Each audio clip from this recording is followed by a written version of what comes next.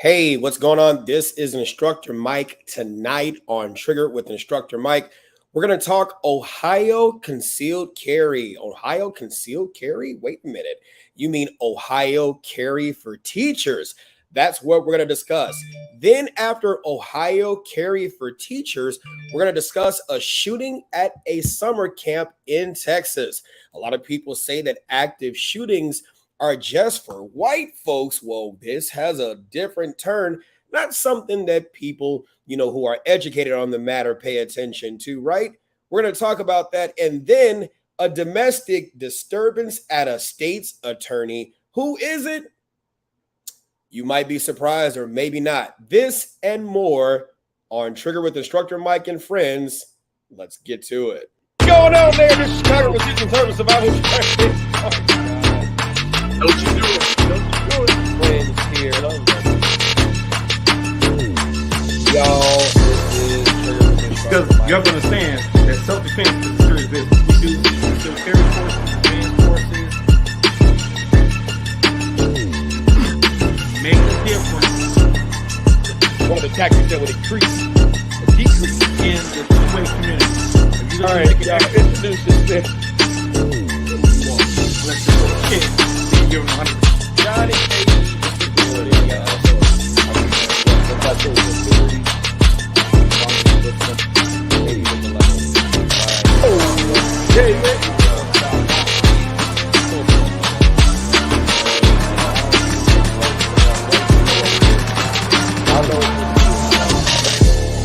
You already know what it is. We do this I saw that, and I've done my share. I'm about to put yours up here too. What? Look at this. My comment is, I want. hey, you'll be back. Hey. But no, so Marquise Moreno, PC. What's going on? What's going on? We are back. I'm trying to bring KD into the stream. What's up, man? What's going on? This dude is like, he's on a boat, bro. Oh man, I'm in. You know what? I would say I'm envious, but no, I'm not. Man, I told you, Look, you did have screw an that. opportunity to come out here. Screw that heat out there, man. That heat out there. But you know what? It's nice though. It's nice. It's really nice. All right, so we're gonna talk tonight. By the way, if you guys are watching, look at you. You are really chilling. If you are watching on TikTok, you can always come over and join the conversation on YouTube. Instructor Mike. Instructor Mike is the YouTube channel. You can go on ahead and join us over there for the conversation. If you're listening on the podcast, On the Mic with Mike, what's going on? We're here for another episode of On the Mic with Mike. If you're watching on YouTube, Trigger with Instructor Mike and Friends. I am your host, Instructor Mike. We got Katie, Marquise will be in the room shortly. King Drew says, trying to listen, headed to church with my children in my ear. Yeah, I'm sure I get it. I understand it. All right, so tonight we're going to talk three topics. We are going to talk Ohio teacher carry. Ohio teacher carry. Teachers are allowed to carry. We're going to find out some more about that. And this is, of course, in the wake of the situation in Uvalde, Texas, at Robb Elementary, where the 19 children and 2 teachers were killed by the gunman who himself was killed by the early to arrive, late to actually go in there police. Okay. So we're going to, that's another messed up situation. Then we're going to talk about a shooting at a summer camp. Oh my God. Who are the suspects that you see? It might surprise you. Okay. We're going to talk about that because that wasn't given the national attention that other stories tend to get. I wonder why. We're going to find out. Then we're going to talk about, because I already touched on this in another video, but I'm going to touch on this in this video too, the situation about a Cook County state's attorney and a domestic that occurred at that place. Now, for those of y'all, when we get into that discussion, if you want to go on ahead and peel yourselves off screen, you're more than welcome to. And what I'm going to do is I'm going to drop that link. What's going on? For those of you all on TikTok, if you want to be a part of this discussion, You're more than welcome to go over. Yes, Bruce, we are also going to talk about veteran Overwatch. That situation, we're going to go on ahead and pan over and talk about veteran Overwatch too. Okay. But and then yeah, that's a perfect conversation. So those of you all on TikTok, we're not going to stay on TikTok for too long. I want you all to end up going over to the YouTube page, Instructor Mike, so that way you can be a part of the conversation. I am going to drop the link and allow people, provided you are cammed up, you got to be on screen and you waive any rights to privacy and stuff like that. But if you want to go on ahead and come up so we can talk about that, you're more than welcome. We want to have listener and viewer participation in this conversation. So let's go on ahead and dive right into it. I don't know if Katie just blanked out or whatnot. So I think there he is. There I Oh, go. that's There I no, you go. had things to do. You had things to do. Frank Mack says, is there body cam of the Kim Fox incident? We will get to that. We will get to that. So I'm going to go on ahead and kill this feed on TikTok. If you guys want to be a part of the conversation, come on over to YouTube with Instructor Mike. That's the name of the YouTube channel. You can go on ahead and come over there and watch and be a part of the conversation. We would love to have you as a part of the conversation. We're going to go on ahead and kill this feed. I will be back with you guys, TikTokers. By the way, it's one of my largest platforms. You said this is the most like I've ever seen for KD. Yes. KD is normally in his blue room. I'm normally in blue room working, doing some engravings, Yeah. but it's beautiful. I had to come out here clean these carpets, and I decided Yes, to yes. go ahead and have me a Hey, cigar while I'm out here. I'm telling you, hey, go on ahead and get the likes up, get the likes up, get the likes up. That helps the algorithm, stuff like that. If you like this conversation, let's go on ahead and get started. Of course, like we do with any conversation, we're going to go on ahead and look at the actual video that's coming straight out of. Wait, I thought I had that hooked up there. Hold on there. Technical difficulties. There we go. Bam. All right, let's go on ahead and watch this. Here we go. Now at 6, the great gun law debate. We have an obligation to do everything that we can every single day to try and protect our children. From arming teachers to packing without a permit.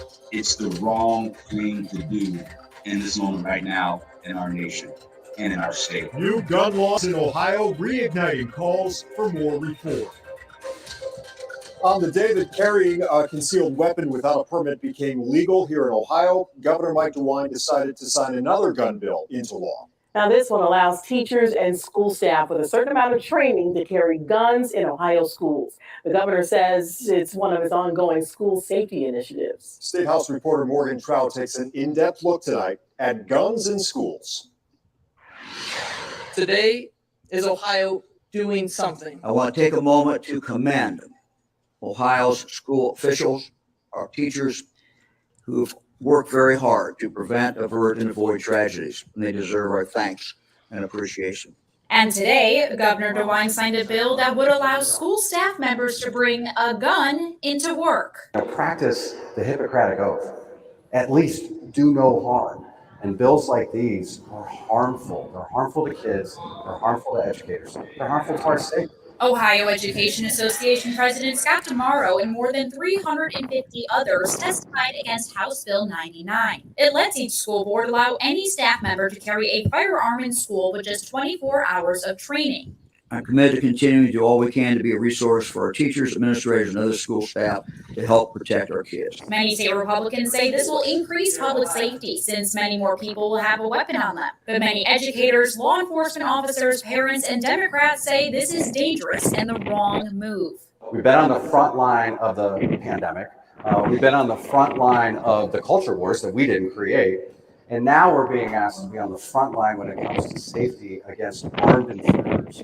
And I think for so many of our educators across the state, they're just saying enough is enough. Tomorrow says the bill hasn't been thought out and there is still so much unknown. That will be determined by the school safety office. Although the governor is asking everyone to complete 24 hours of training, he says he doesn't know how much of that training will be holding a live firearm versus instruction. At this point, a number of details have not been decided on. Governor DeWine's team says the curriculum could be finished this summer. Once it is, school boards can send off their staff to the training, and some could be armed as soon as this fall. At the State House, Morgan Traub, News 5. Now, the mayors and police chiefs in Ohio's biggest cities say these new bills are not what they need to fight the increasing gun violence in their communities. Ohio's mayors need real change at the state and federal level to give us the tools we need to combat gun violence. Cleveland Mayor Justin Bibb is asking CMSD leaders not to allow teachers to be armed in schools. And as for Senate Bill 215, both he and interim police chief Wayne Drummond believe permitless carry puts the lives of police officers at risk. We are requiring our officers to ask everyone that their approach relative to traffic stops and engagements if they're armed. Mayor Bibb says Cleveland's taking a public health perspective to try to address the root cause of gun violence. And those mayors also calling on lawmakers in D.C. to take action when it comes to nationwide gun reform. A bipartisan group of senators reached an agreement on possible legislation this weekend. Now, while it's not as strong as what the president is asking for, if it passed, it would be the most significant action Congress has taken on gun safety laws. That's since the 1990s.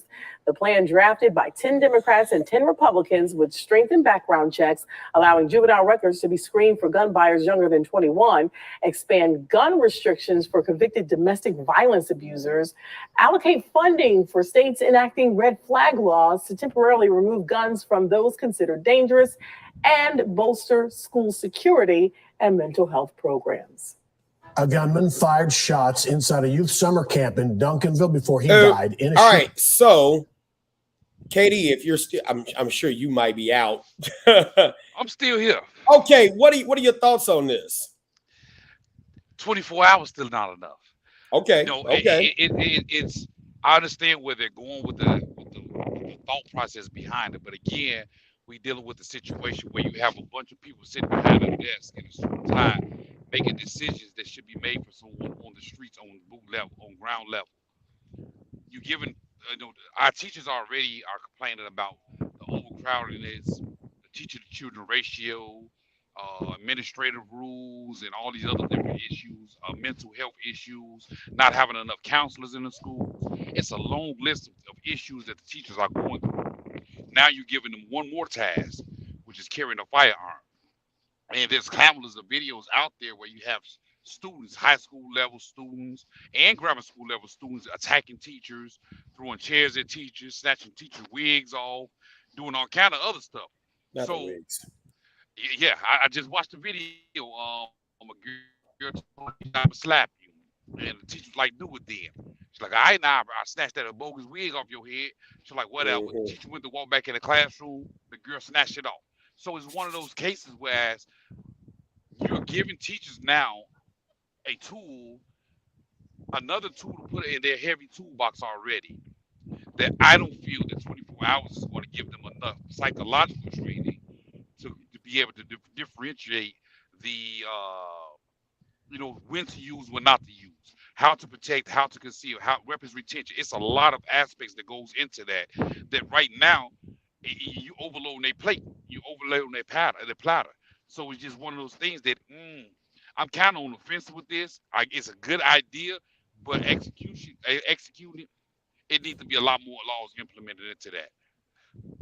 Okay, so I'm gonna go to some of the comments and then I'll go on ahead and opine. John Foster Brooks on Facebook said, "What if it is 24 hours quarterly?" Tim, I'll drop the link. Matter of fact, I'm gonna drop the link for anybody else that wants to come on, and you're more than welcome to come on. You got to be mic'd up, you got to be cammed up. Y'all know my house, my rules. So if you get disrespectful, you off, you booted. You already know, but I did drop the link. If you want to come on, you'll be in the back channel. I'll bring you on. Just make sure you stay respectful. What if it's 24 hours quarterly? Well, I like to think that if it's 24 hours quarterly, that would be a lot better than just 24 hours outright. And I've argued for the whole thing regarding tactically educated, armed, and chosen emergency responders, the teacher program, going through quarterly training. I think that it's extremely important to make sure that these teachers, one, as Marquise would say, and he'll be here to, defend for himself, because there's nothing to defend, but volunteer, not voluntold. You know what I'm saying? Not voluntold you gonna carry, but volunteer to carry and volunteer to go through the program.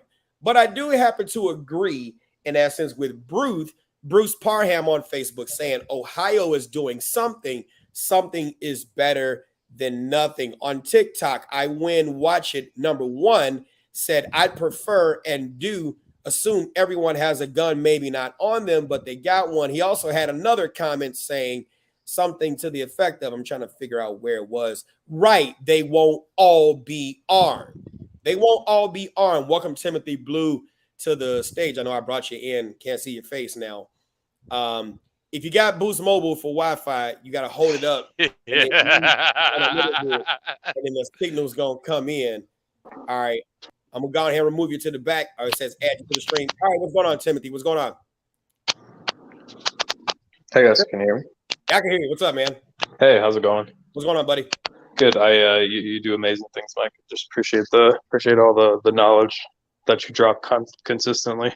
Thank you. I'm humbled. Trying to get my headphones on here, but it looks like they're not working. You're good. Was there anything you wanted to talk about specifically? Now we're talking about Ohio and the concealed carry. Not concealed carry, but Ohio teachers actually carrying. What are your thoughts about that? I think it's interesting. I kind of have a similar view to this other gentleman that we have on. I would say that 24 hours is, I think, enough to get them started, but I agree with the Facebook comment that you kind of brought up earlier that it should be a quarterly thing, and they should be incentivized to like continue training and kind of have like a routine where they need to go, and do it like a training class like once a month at the very minimum.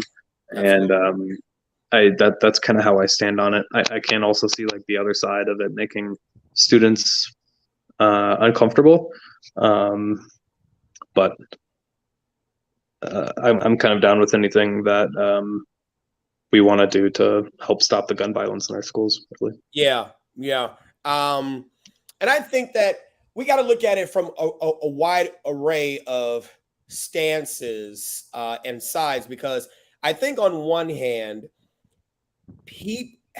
having worked in the schools, having been a police officer, having been a corrections officer, I've been in a lot of different positions to be able to say I've seen it. I've seen cops horribly trained. I've seen cops not wear their firearms the way they're supposed to and wear the right type of retention holsters. I've seen cops lose their firearms in the restroom after they've taken a nice massive dump. You see what I'm saying? So I've also seen teachers who are better shots, because I train a lot of civilians as well as law enforcement. I've seen teachers who are better shots than a good percentage of police officers. So I think that's, on one hand, I understand the apprehension to have teachers carrying firearms because they think they're going to be reckless with it. But I submit to you, there are a crap ton of reckless police officers that do the same, if not worse, and you never see it because of the assumption that we have of our law enforcement that they are higher trained, and Uvalde at Robb Elementary proved otherwise. 100%. Yeah, and I just think it's just sad. I think that the teachers deserve a shot to be their first line of defense because they're already there. Like, they know the school better than the police. Well, and like you Mike. Go ahead. Sorry, go ahead. So Katie. as a parent, will you feel comfortable knowing that your child is in a classroom where a teacher has only taken 24 hours and they're carrying a firearm? Yes, and let me give you context behind that. Because I was thinking about that this morning, and I think we had talked about that this morning when you and I talked. There is a difference, okay? There is a difference between, you want me to use, hey, Katie, you want me to use my twang that I used this morning? No, I don't want to say it because it's going to be controversial. There's a difference between Chicagoans and Black Chicago, I'm going to go there.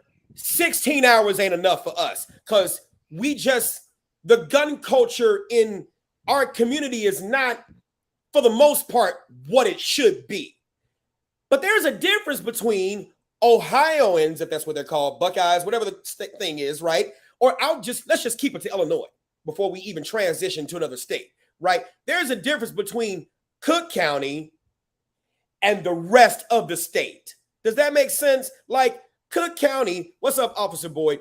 Cook County, where we're talking about our training and people not necessarily, getting more training beyond the 16 hours, or if it wasn't mandated, they wouldn't even do it. And then the rest of the state who's like, well, don't put your inadequacies on us. 16 hours is just a formality. We were training before the class. We'll be training after the class. We know the value of education. So while you look at it as a 24-hour requirement, well, that's just a formality to say you've been through something.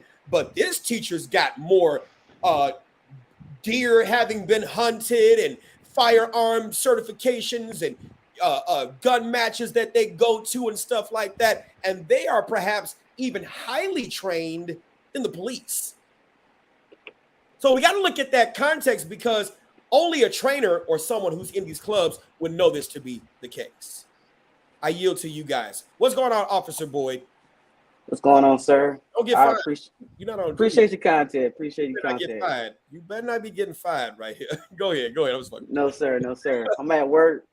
So I've been I'm doing armed security. I do private security, and I'm a bounty hunter. So okay. I send my kid to school. I got 3 kids. I send them to the school with bulletproof backpacks since forever. I went through a family member arguing about why should a kid have a bulletproof backpack. One, it's a backpack. If they get shot by a 9mm, a 22, or any low caliber bullet, they got a good chance of surviving. Or they can put it in their front. Just walking around anywhere. You can go out of town.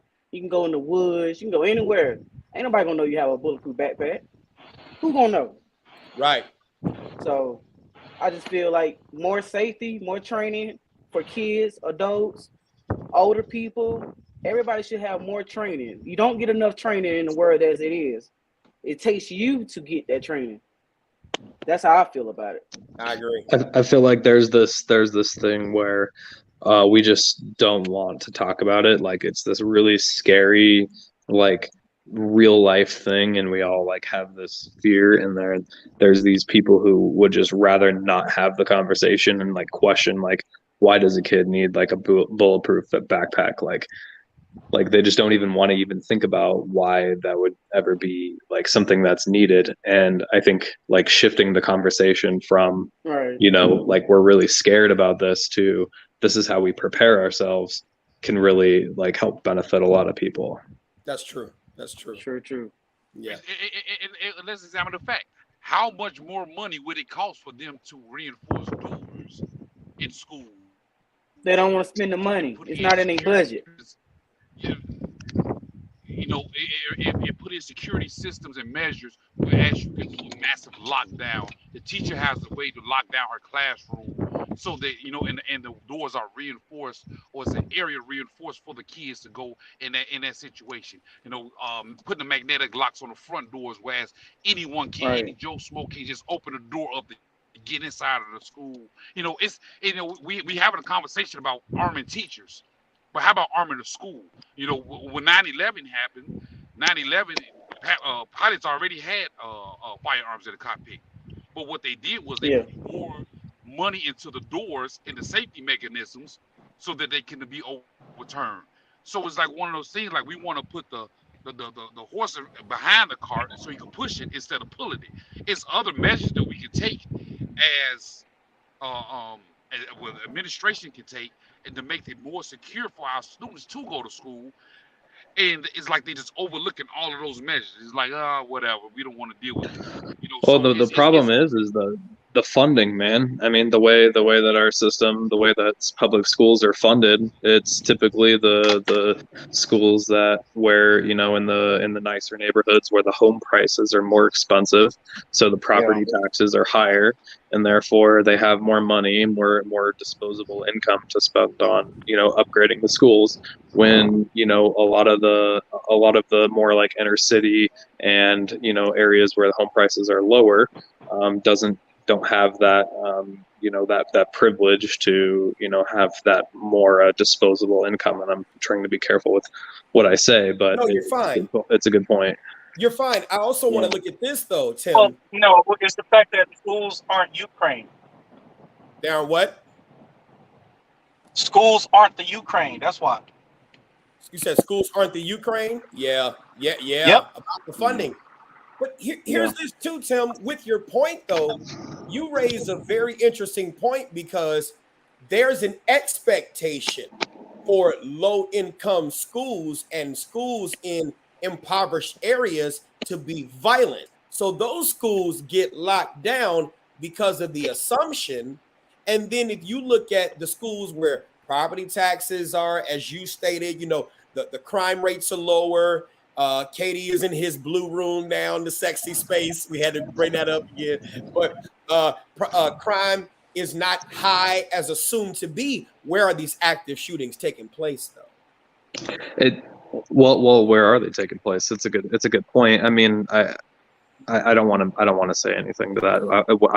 I would defer back to you. Yeah, you're good. It's just like if you look at the Columbines, if you look at the Boulder, Colorados, Littleton, Colorados, if you look at the Majority Stoneman Douglas, if you look at the situation in Robb Elementary, right? We don't want to say, you know, I don't know how crime is out there, but I think there is a huge assumption that the police will always be there. There is this huge assumption that things are going to always work. Ask anyone from Robb Elementary the day before. They would have swore up and down it would never happen here. And 100%. then at one time that it does, no one would have ever heard of Robb Elementary or Uvalde, Texas. Now they're on the map. Yep. And it's like the arrogance of being an American. I am proud to be American, but I'm so proud and smart enough to say we are arrogant as fuck because we think it can't happen to us until it does. Then when it happens, it's like, oh my God, why here? I could have fucking told you why, because you thought it wasn't gonna happen. You became complacent. You became lackadaisical. 100%. Well, so what do you? We also gotta ask. Sorry, Marcus. I was gonna say we also have to ask, why was it so easy to get to that door? Shit, hey, I could tell you this.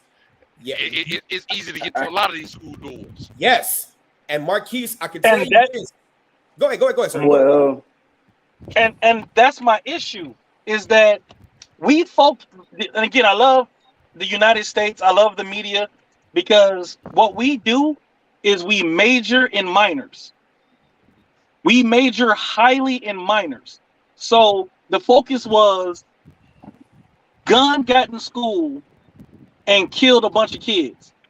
None of it came down to the point of how did he get into a school during school hours when doors should not be easily accessible for kids to get in or out of, well, out in case of emergency, but not in just because. True. You know, so let's look at that concept, but we don't talk about that stuff.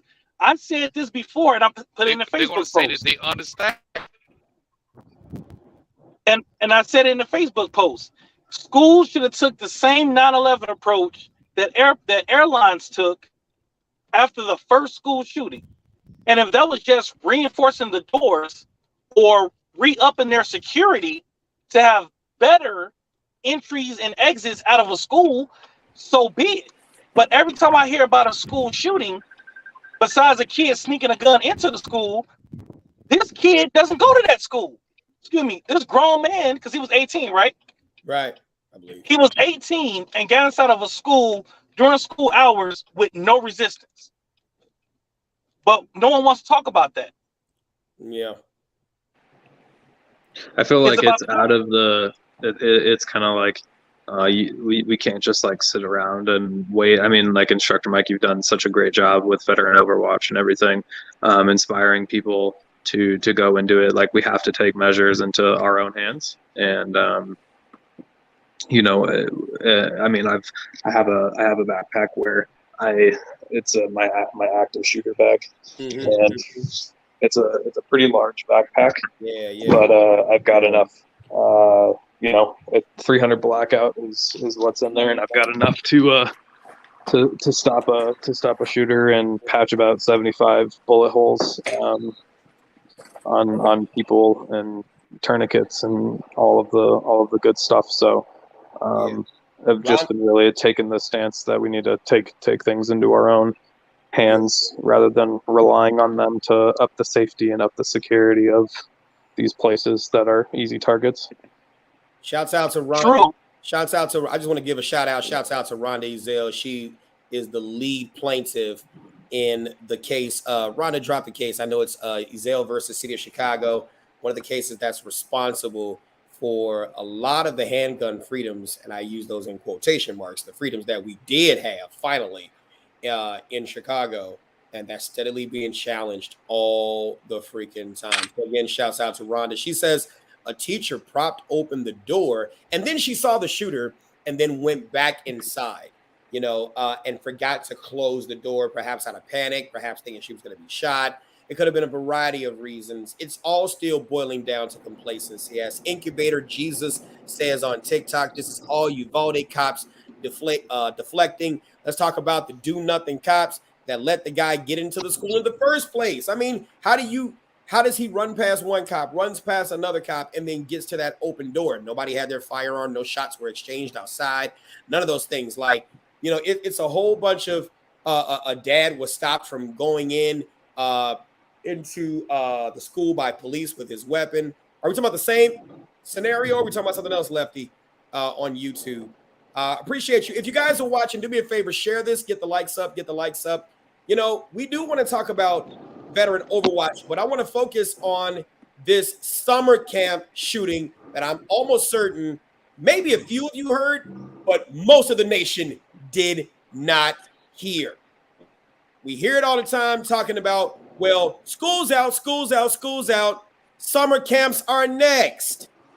Summer camps. They're not going to stop it. You're not going to be able to stop it. Let's watch. Here we go.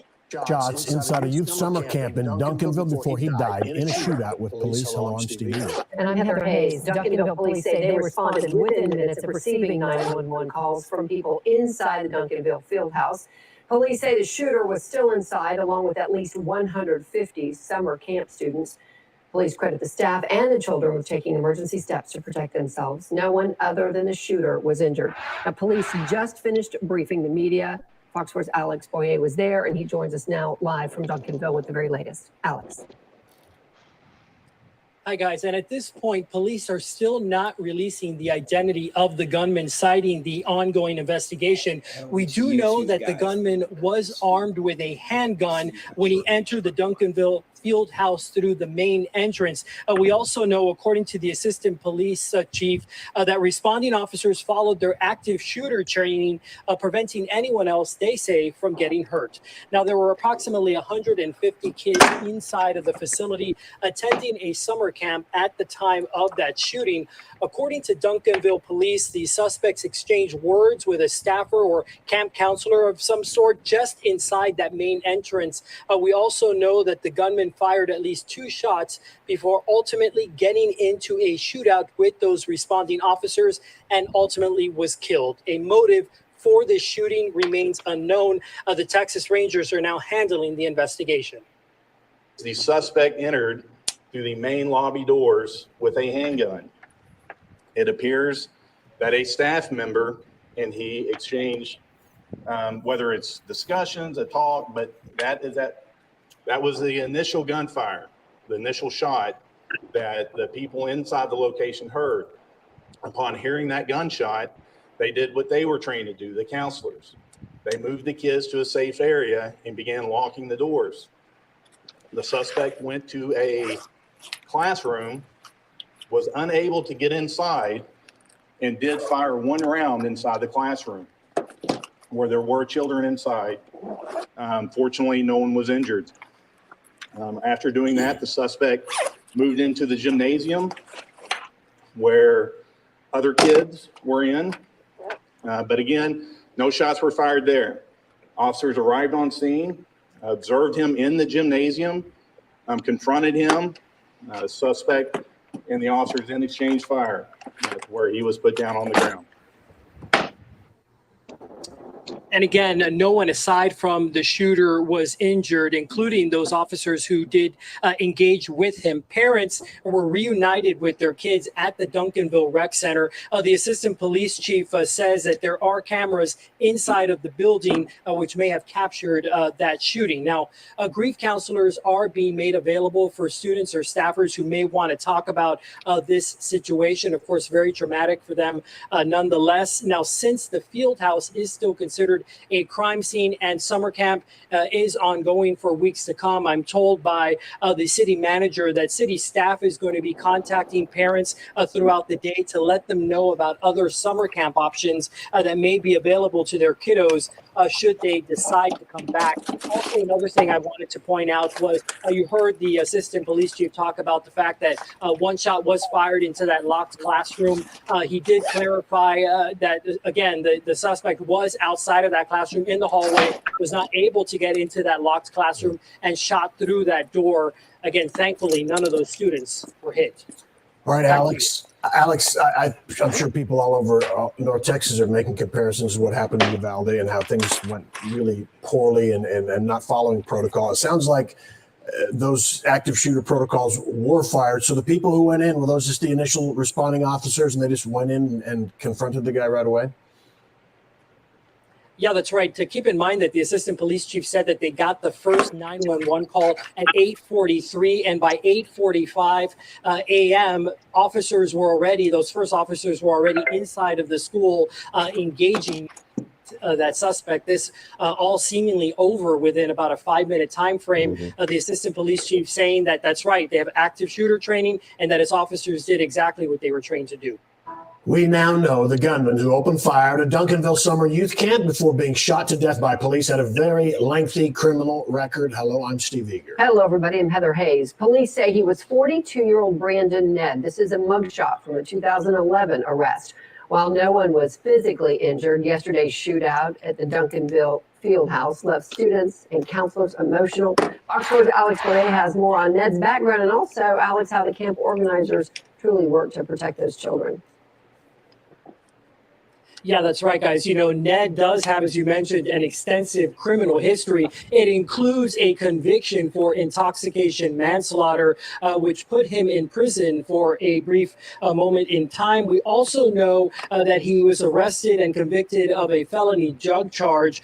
We still don't know the motive for the shooting this afternoon. I did have a chance to speak with the sister of the guy who runs this summer camp, as well as a witness who ran by to help. This is the man police say walked into the Duncanville Fieldhouse Monday morning as summer camp was underway and started shooting. He's 42-year-old Brandon Ned, a convicted felon. It just messed me up. It messed me up. And my heart go out to all the families who cheering that they're safe and sound. William Burse was washing his car nearby yesterday when he heard the gunshots. He ran over to see if he could help. Duncanville police officers were already on scene. He encountered two scared camp counselors. My heart was beating so fast, and the two young ladies, as they were standing, they thought I was had something in my hand, but unfortunately I didn't. I was trying to come to help and stuff. Ned, who investigators say was armed with a handgun, was shot and killed inside the gymnasium during an exchange of gunfire with responding Duncanville police officers. No one else was hurt. The staff handled them very well, got them all safe on the bus and everything. Ned is no stranger to law enforcement. This is his mugshot from a 2011 conviction for intoxication manslaughter. He was also convicted for cocaine possession. A motive for the shooting remains unclear, along with the question of how Ned obtained a handgun. According to Duncanville Police Department. Let me pause this right here. I don't know how many of y'all remember talking about Project Veteran Overwatch. Didn't I sit there and say that the shootings and most of these situations start from the motherfucking parking lot? Right. 100%. 100. So, Project Veteran Overwatch, we gonna get into it, right? Never talked about being actually on the property, like inside the property, but if we were, granted, there was nothing about this guy. Let's call balls and strikes, right? There was nothing about this guy that probably would have sent any kinds of signs that would have alerted us to, go out there and deny the threat and stop his, deny his entry and stop the threat. He probably would have looked like any person walking inside of the field house. But do you think if there was one shot fired, Project Veteran Overwatch could have responded faster than the police? Yes, because they was on site already. Because we was already on site. Yeah. 2 minutes is pretty quick, though. That's really fast. But I'm gonna tell you this. Go ahead. Even in this again, they said he went through the main entrance. Yes. Why are we still leaving our doors unlocked? I lock all my doors here. Unmanned and unattended. It's no way he should even get through the main entrance. There's no way he should even get that far. All that he would have been able to do is do everything outside. How was that? That is very true. But you know why? Do you know why that happens? Go ahead, Marquise. It's because people think security is a person. Gotcha. It makes sense. It's a person, and it's not a person. That's why people are able to get through those doors so easily. It's because people forget security is more than the personnel in the building. Security is the door. Security is the windows. Security is the protocols for people getting in and out that building. And because of that, this, in my opinion, this summer camp dropped the ball. Yeah. Most definitely. Because see, I'm out here at the boat right now. In order for you to get down the dock, you gotta put a gate pass up there. It is a magnetic lock where I gotta walk to you and push the button to let you in, or you gotta have a gate pass to get in. So it's like we protect the things that really they have value, but not as much value as life. But then we don't protect the things that have the value. No, now. But your example is actually skewed. The person who owns that dock cares more about being sued for the loss of property that he or she is responsible for on that dock. So the thing is, when we can make schools feel more responsible for the property that's in that school, aka our children, maybe they'll step their A game up for security. I can agree with that. Think about it. How many schools have been sued because of a school shooting? I have no idea. Exactly. Look it up. No school has ever been sued. The first hot button topic whenever there's a school shooting is the gun. I have never heard of any lawsuits. The parents versus Columbine, the parents versus Uvalde, the parents versus whatever school. Because guess what? The school dropped the ball. But here's this. And no one sues the school. Bet money, if you can make the school responsible for your kids being hurt, I bet you that changed their whole security strategy. But Marquise, let's play lawyer. You know where that's gonna go. They're gonna go to South V, Maryland. They're gonna go to Warren versus District of Columbia. They're gonna go to Castle Rock versus Gonzalez. See, we often say that's law enforcement. No. That's not just law enforcement. I can almost guarantee you that's not just law enforcement, because here's this: the public duty doctrine. They didn't say police duty doctrine. They said public duty doctrine. These schools are the public. It's a public entity of government. Government owes protection to people at large, not to anyone in specific. And South V in Maryland, that 1855 case, I looked into that even deeper, and I'm glad you mentioned it, because in honesty, I didn't know about it. And I read the case law in it. It said A duty owed to everyone is a duty owed to no one. So even if you were to sue the school, they would still cite the public duty doctrine. I would say do it. Let's see what happens. Because think about it. Think about how certain states now, when it came to the no concealed carry sign, certain states went to the courts and they said, okay, let's make the people responsible for putting up that sign, that if you don't provide protection in that building and you have that sign up, you're responsible for that person's safety. Certain states do that. Yeah. Yeah, I do. So I think work at about a that. college. What's the difference in doing that versus a school? Go ahead, Boyd. I do security for a university, and I lock all my doors and security. I watch the camera 24/7 while I'm here for 19 hours. That's how my son's school is. You can't get in that school unless you get buzzed in, and they've been like that for 9 years since I've been in this town. And I stay in a small town, but it's less crime rate. Small crime rate when you go to bigger cities and bigger counties. Yeah. Yeah, it may be a bigger crime rate, but like you said, they lock the doors. You can't get in unless you get buzzed in. Yes, And they have security protocols in place. My children, yes, they do. you can't get in. It's an intercom system. You buzz the intercom system. You tell them Just who like you rain. are and why you Yep. coming in there, and then they'll let you in. So it's just Yeah. one of those things that these schools is having these mass shootings, summer camps, and all these other places. They're not investing into our children, their Yeah. children, or anything else. How much does an intercom system and a security door cost? Bruh, how much does a siren cost? You know, oh, someone broke in, hit this button. People now know, do something for your safety.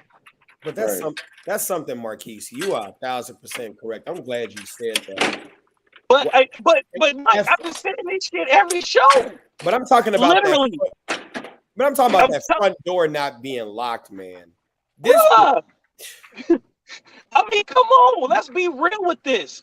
Everyone focuses. I'm telling you, watch any media coverage on any school shooting.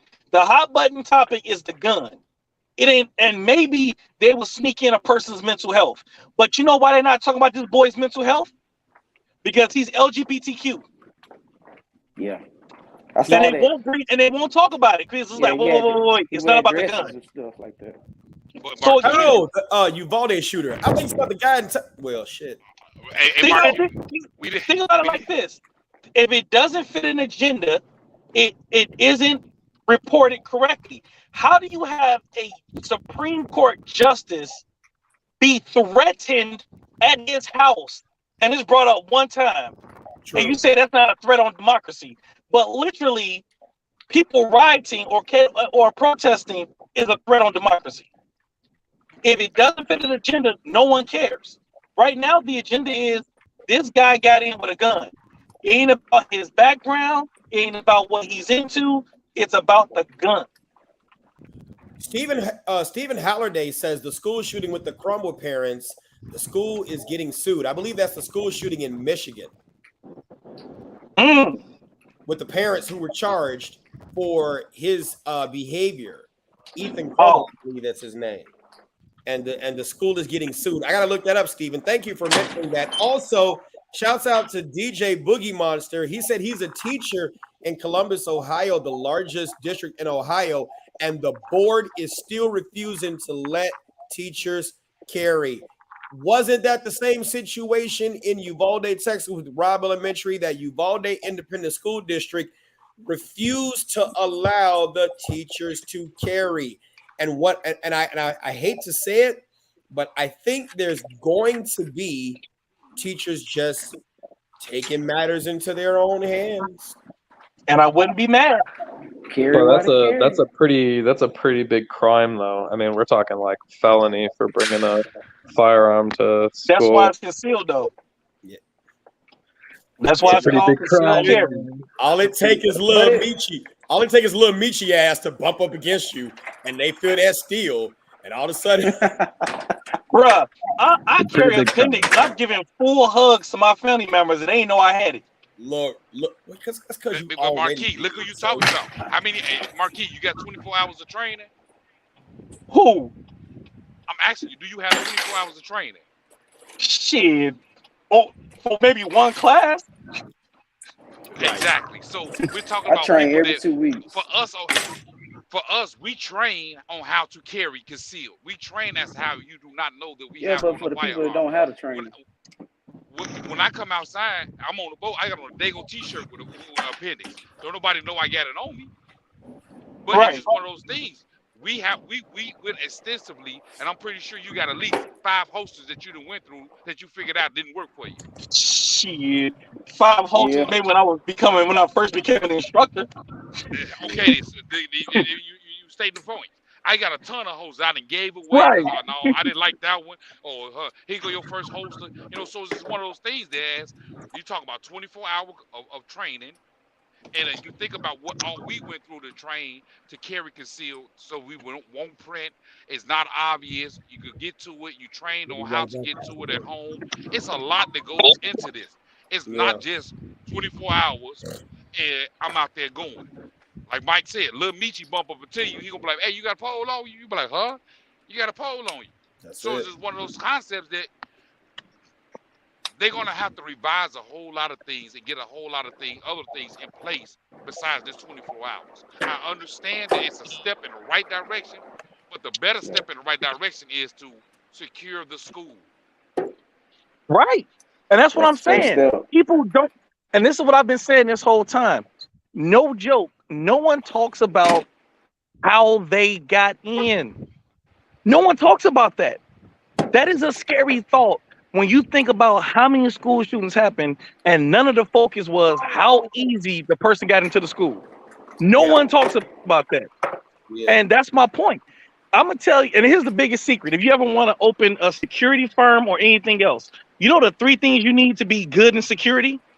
People, tech, and process. That's all you need. I need people to do what I need them to do. Tech could be a radio, tech could be a clipboard, tech can be a buzzer to let you inside the building, and the process. If you're not supposed to be in this building, what should we be doing? That's it. Now watch. Again, Right. steal it. Start a company and say, hey, Marquise told me this is all I need to start a company. And you're absolutely right. That is how you do security. Those are only 3 things you need. Beyond that, Yeah. is just something part of your imagination. Hey, I promise you. I'm gonna tell you like this. Back when I was I'm in in the grammar same boat. school, I started my security company. Yeah. back when I was in grammar school, we had a principal, Ali McLemore. I'm switching to laptop. I hit y'all back. Okay. All right. We had a principal, Ali McLemore, at Beasley Elementary School over there on State Street. Yeah. And she implemented a system whereas boys on 2, girls on 4 when you line up in the corridor. When we moved through the corridors, we always walked on the second square from the wall in a straight line. And we never understood why she did that until we got older and she told us why she did it. Because anybody that comes into our school wouldn't know to walk on the second square. They're going to walk in the middle. And that's how they were able to know that you're not supposed to be here and you need to come here. Our parents knew, our teachers knew, all administrative knew, and all the students knew. When you walking through the corridor, be it going to first period or last period, Mm-hmm. you walked on that second square. So it's like certain things like that, small, intricate detail or security measures that you put and implement into your school, whereas your school knows, your parents in the school knows, and those are the things that can actually help. But again, it starts at the front door. Man, I'm gonna drop the link if anybody else in the audience wants to come in. You guys can stay. Tim, Officer Boyd, you guys can stay. You don't have to leave. But if anybody else wants to come in, because this is an amazing conversation. The next one, we'll keep it going, but the next one's going to be even more controversial. So if y'all want to go out, you can. Mike, can we maybe talk about Project Veteran and Overwatch a bit more? Yes, absolutely. Let me drop the link. Anybody else wants to come in? So let's go ahead and talk about Project Veteran Overwatch. So Project Veteran Overwatch is a well, I don't know how many people saw the TikTok video that I did. I got a video that went viral. It had like 5.1 million views now, where I was sitting outside of an elementary school in Chicago. Actually, that wasn't even the elementary school that I was going to. The elementary school that I was going to was the one that I graduated from, okay? I had already had the idea to go on ahead and start doing it. It was in the wake of the Uvalde shootings. But as I was driving by this one school, I saw the kids out there playing. So I was like, let me turn around since they're already out there playing, park across the street in this parking lot that's just there, and let me just sit there and do this and record doing it. And so it went viral. And so Project Veteran Overwatch is a veteran-led, community-involved initiative where it's very, very simple. What it is, and taking Marquise's idea to put it into a pledge. I'll read the volunteer pledge here so that it can kind of give you all an outline of what I'd like to see. Now, this is, again, a veteran-led, community-involved local initiative. It is something that will likely go online for the 2022-2023 school year. I'm not the leader. I'm just a person who just came up with the idea.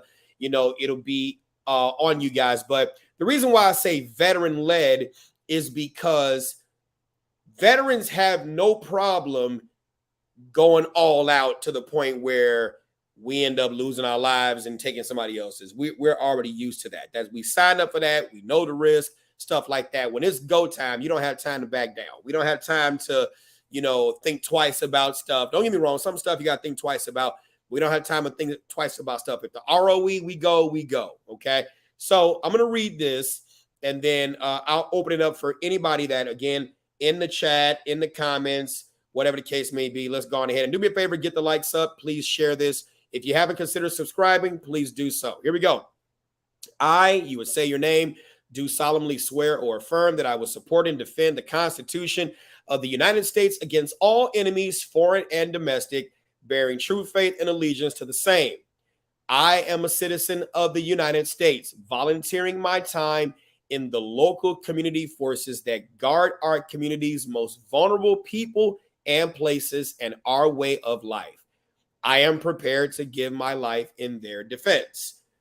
I will follow the general orders while on Overwatch, which is to do the following: wards, watch, assess, report, deny entry, and stop the threat. I am not a law enforcement officer or an emergency medical technician or paramedic, if applicable. I will not engage in stopping any physical altercation or fights or medical emergencies that occur on or off the property. That's not our job. Here we go. I will notify authorities and emergency medical services if there are any events requiring their services. Silence and secrecy will be my watchword and is a force multiplier. I will not broadcast my presence during Overwatch. I will blend in with the environment. It's not long. We're almost done. If legally armed, I will not display any firearms openly unless expressly allowed by law. If legally armed, I will not step onto the property legally declared as a gun-free zone except to deny entry and stop a deadly threat from entering the property. If a deadly threat enters the school, I will exercise. Okay, Marquise is back on. That's why I kind of stopped it. All right, here we go. I will exercise. Let me get back to it. Sorry about that, guys. If legally armed, I will. Okay, I'm sorry. If legally armed, I will not step onto property legally declared as a gun-free zone except to deny entry and stop a deadly threat from entering the property. If a deadly threat enters the school, I will exercise sole authority and legal responsibility for my actions to stop the deadly threat from harming others. I will, at the first opportunity available, entertain this suggestion to attend a private security officer course and any other training in my specific community and in that jurisdiction to gain the knowledge needed to exercise my volunteer duty. I will not accept monetary donations, but will accept resources, training tools, and or equipment necessary to carry out my volunteer duty. I will have all necessary equipment needed to carry out my duty within reach for immediate action, rapid deployment. Said equipment shall be serviceable and covert. I will not broadcast the equipment to others physically while on or around any site where Project Veteran Overwatch volunteer members are providing Overwatch and intervention services. I will only carry tools and equipment. Yeah. You say something? I don't know who the hell that was. Okay. All right. Sorry about that. Let me get back to it. I will only carry tools and equipment allowed by law to carry or deploy while on Overwatch. I am solely responsible for acquiring and maintaining certifications in the use of any equipment deemed necessary to carry out my volunteer duty. Upon the decision to deny entry and or stop the deadly threat, I will, if able to, wear highly visible emblems, patches, shirts, vests, or other visible clothing items identifying me as a guard, watcher, veteran Overwatcher, or equivalent words identifying me as a volunteer of Project Veteran Overwatch to any citizens and or responding law enforcement. I will not identify as law enforcement unless I am duly sworn with credentials on my person, nor will I in any manner imply that I am an agent or employee of a governmental agency or display a badge, identification card, emblem, or uniform citing the words police, sheriff, highway patrol trooper, law enforcement, or any similar term. I will discontinue my volunteer service if I feel or am told by a competent fellow veteran Overwatcher I cannot successfully carry out my duty. I will not argue, debate, fight, coerce, or complain about another fellow veteran Overwatcher's request to cease and desist service. I will discontinue my volunteer service at a specific location. If I am told to leave the property or area, I will not force my service upon anyone. I will not argue, debate, fight, coerce, or complain about another citizen's request to cease and desist service. I am aware that anyone can legally act and still be arrested. I am aware that the decision to arrest me remains the decision of the local, county, state, and our federal law enforcement. Should I be arrested, I will not resist arrest. I will consult the services of an attorney and follow their legal advice should said advice be in my best interest. I will not remain on or near places disallowed by law. 2 more and we're done. I will recognize that I am under no obligation to intervene. I recognize that I am acting on my own free will and accord without any hesitation or reservation of mind. I agree that my services are strictly voluntary and in the best interest of my community. Should I bear any malice or forethought in the exercise of my volunteer duties or violate any of the above affirmations, I shall immediately cease and desist from Project Veteran Overwatch duties in the interest of the public and the initiative. Thoughts? That was a lot. Go ahead. It's good, man. So I'm proud of you because that's what I said was needed. Yeah, you to did. make Project Overwatch work. You did. So you already know where my heart is at. Yes, I told you, make it a doctrine. Damn your videos. I said because if it's in writing, no one can negate what Project Overwatch is. And that's what I said would be your safety net because no matter what, I don't want to hear about the dude who went to like 17 tours in Iraqistan and now he comes out with a bandolier of shotgun shells and a Rambo headband talking about some, hey, yo, I am war and I'm going to be war and I'm here for Project Overwatch. You know what I'm saying? Hey, yeah, you give it. No, and it's I'm like, fighting, bro. That ain't us. And I'm like, fucker, you're defeating the purpose. We're not supposed. That's why it's called Project Veteran Overwatch. We're overtly covert. Like you're not supposed to see us. Like it's a force multiplier. If there are like 30 parents outside waiting for kids and it's 5 of us Overwatchers, guess what it looks like? 35 Overwatchers. It's not supposed to be where you can literally count. There's Tim, Dave, Mike, Steve, and Mary. That's those guys. The rest of these guys, they're just, so I know I can't go this way, can't go that way, can't go this way, can't go that way, and can't go that way with a beeline right into that way. Don't do that shit. Right. Like there are certain, like for example, there was a security detail that I was asked to be a part of for one of the weekends coming up. And I was like, I can't because if people who are working with me don't have perk cards, I don't want that liability of just saying, yeah, we doing this together. I'm like, no. I want y'all to be licensed to do certain stuff. What's a perk card? Huh? So because of my company, I need people with perk cards to do certain stuff. A perk card is it stands. It's an acronym. You're good. No. It's an acronym for Permanent Employee Registration Card. Long and short of it, it's just a background check. It states that you have gone through a background check. Now, one of the things that I'm going to suggest, and I don't know about any other place, but one of the things that I'm going to suggest is anyone who does Project Veteran Overwatch in Illinois at least needs to get a fingerprint background check. And here's the reason why I'm saying that. Now, we can say perk card. I would say go perk.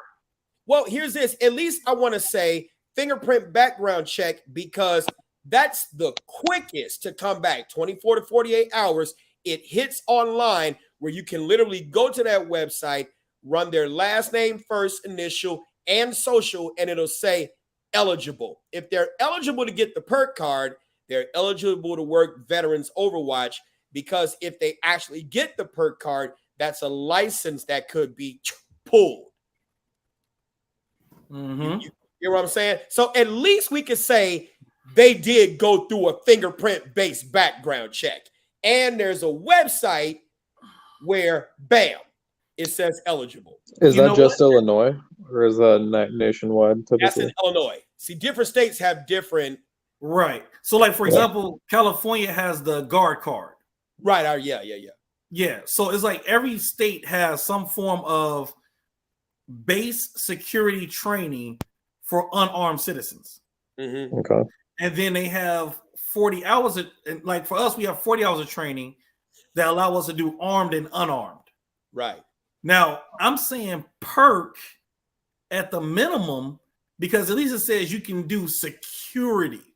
Right. And that's why I made the recommendation, the suggestion in that at your first opportunity available, entertain the suggestion of going to get that training. So that way you can say that I've got not only this veteran stuff, but I've also got an understanding of what at least security officers do.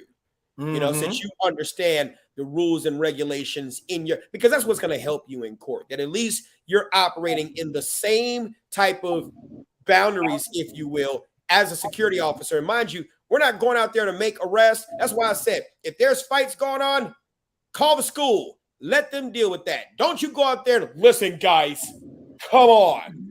We can't be out here doing that. Because then now everybody knows you're out there. You can be predicted. You can be planned.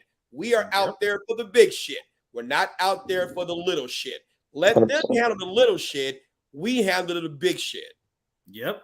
You got to know your place, because simply put, I wouldn't want anybody touching my kid that's part of Project Overwatch. Yes. It ain't your place to touch my kid in Project Overwatch. It's your job to save my kid in Project Overwatch if some stuff went down. You know, so the thing is, for me, where I'm always going to look at is the logic. Personally, I like the ability to know that everybody who's participating knows their place. And that is part of people, tech, and process. Yes. What is your place? What should you be doing? What is your role? Anything above and beyond your role, that's on you, and you can have your ass handed to you. Yes. You know, if I see two kids fighting, guess what I see? Two kids fighting. And I'm gonna sit there. Hey, you got two kids fighting, Southeast corner of school. Click. You being nice. I'm not even gonna get involved on that level. Why the hell you don't know two kids are fighting on the Southeast corner of the school? Yeah. True. But if I see a dude strapped up with a rifle around his rifle, we going for that shit. Oh, we going for that. The thing is lock me up, bitch. I'm going. Like something that Mike said in his I would say his SOP. You say SOP or his volunteer pledge, but go ahead. Or his you said pledge? I call it volunteer pledge. I took your words. In your volunteer pledge. Easily identifiable. Yes. Easily identifiable. I need Project Overwatch, Veteran Overwatch on the front and the back. I need it on both sides. Or, like I said before, there's a civilian version of the Don't Shoot Me sash. The civilian version of the Don't Shoot Me sash comes the front and back. So then that way you're reducing your blue on blue contact when it comes to, okay, I'm engaging, and now I got a good guy coming up behind me, and all they see is a vest. What's the universal civilian sign? So theirs is a bright orange. I will have to go look at the website again. Yeah. But the same company who makes it for law enforcement and security officers, they make it for civilians too, and it looks like a little collar. Yeah, it looks like a graduation collar. Yeah, I got it right here. It's actually nice. But do you have the civilian or you have the law enforcement version? I'm about to show it. Oh, you're gonna show it? Okay. Yeah, because there's two versions. The one for law enforcement and security is a little bit more strenuous. Because I tried to go to their civilian, website. you just need to have a concealed carry. Yeah, I tried to go to their website, not Safe Line Defense. I know what you're talking about. Yeah, I tried to go to DSM. their website. Yeah. See, you see it right here. Security police, CCW. They got one for CCW, right? Security police. They got others. Leosa security. It's easy for you. Well, not this. That's not it. That's something else. But isn't that just like another thing you gotta throw on top of your vest or something? I got one. Hold on for 1 second. Is it a patch that you put on? No. You see it right here, right? Yeah, it looks like something you got to put over your head after you put your vest on. So here's one that I carry. This goes inside my waistband. So it's soft. It's soft. So it goes right inside my. So whenever I'm doing certain details, I always have this on me. And then it goes inside my waistband, and it's the same thing as my concealed carry. I raise up my shirt, I grab the tab, and then it goes over my body. Yeah. So then that way it's on both sides, and there's a reduce. It reduces my blue on blue. And like I said, so mine is inside the waistband, and it's very thin. So very comfortable, no problem, reflective. Yep. And nothing goofy. Yeah, it's like a PT belt, but here's the thing though. Most people get shot not being identified. Not being identifiable. And this is easy to throw over. Yeah. That's why I said it's got to be something that's got to be quick. It's got to be something that you could just put on while you're sitting in the car. Don't have that shit on. Now, don't get me wrong. In the video that went viral, you saw was wearing this big old thing that says firearms instructor. Of course, anybody knows anything about social media. You gotta get the attention first so it can start to get the snowball effect. Now that we got it going, right? Covert. If you wearing your Grateful Dead t-shirt when you pull up to Project Veteran Overwatch and you off the school property, don't then snap this on. Stay in that Grateful Dead t-shirt. Blend in with the environment.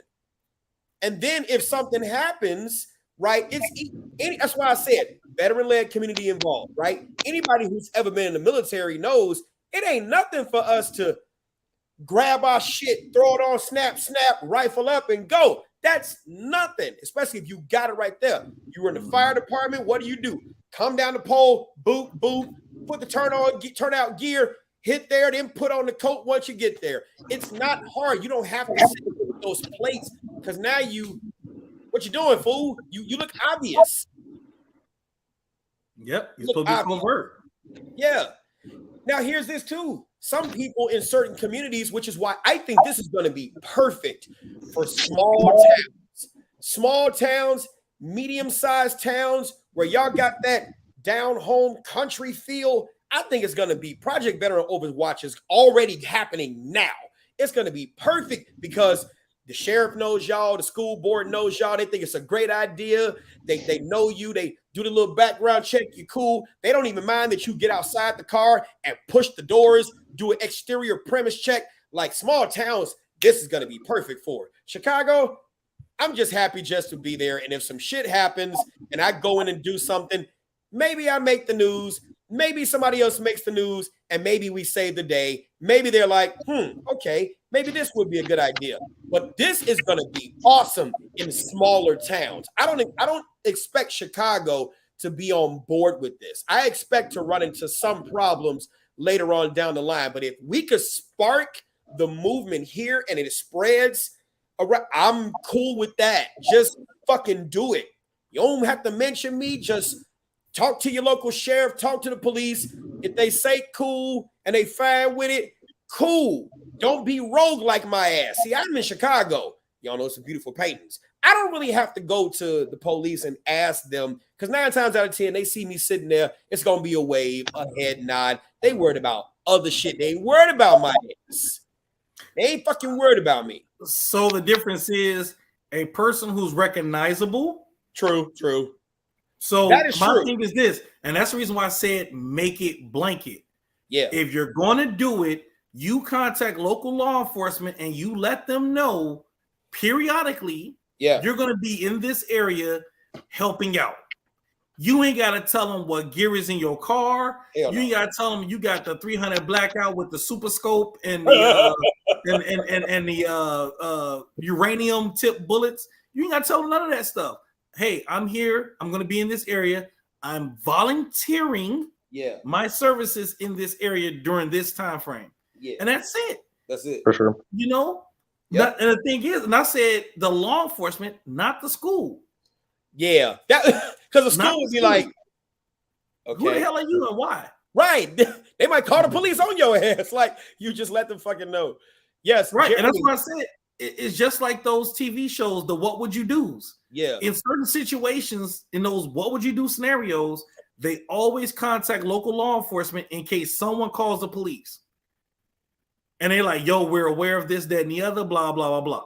And that's it. It's just a courtesy. I'm not trying to be a cop. I'm not trying to take your job. I'm not trying to do none of that. I'm trying to offer my assistance in the local area because it's going to take y'all a minute to get over here. That's it.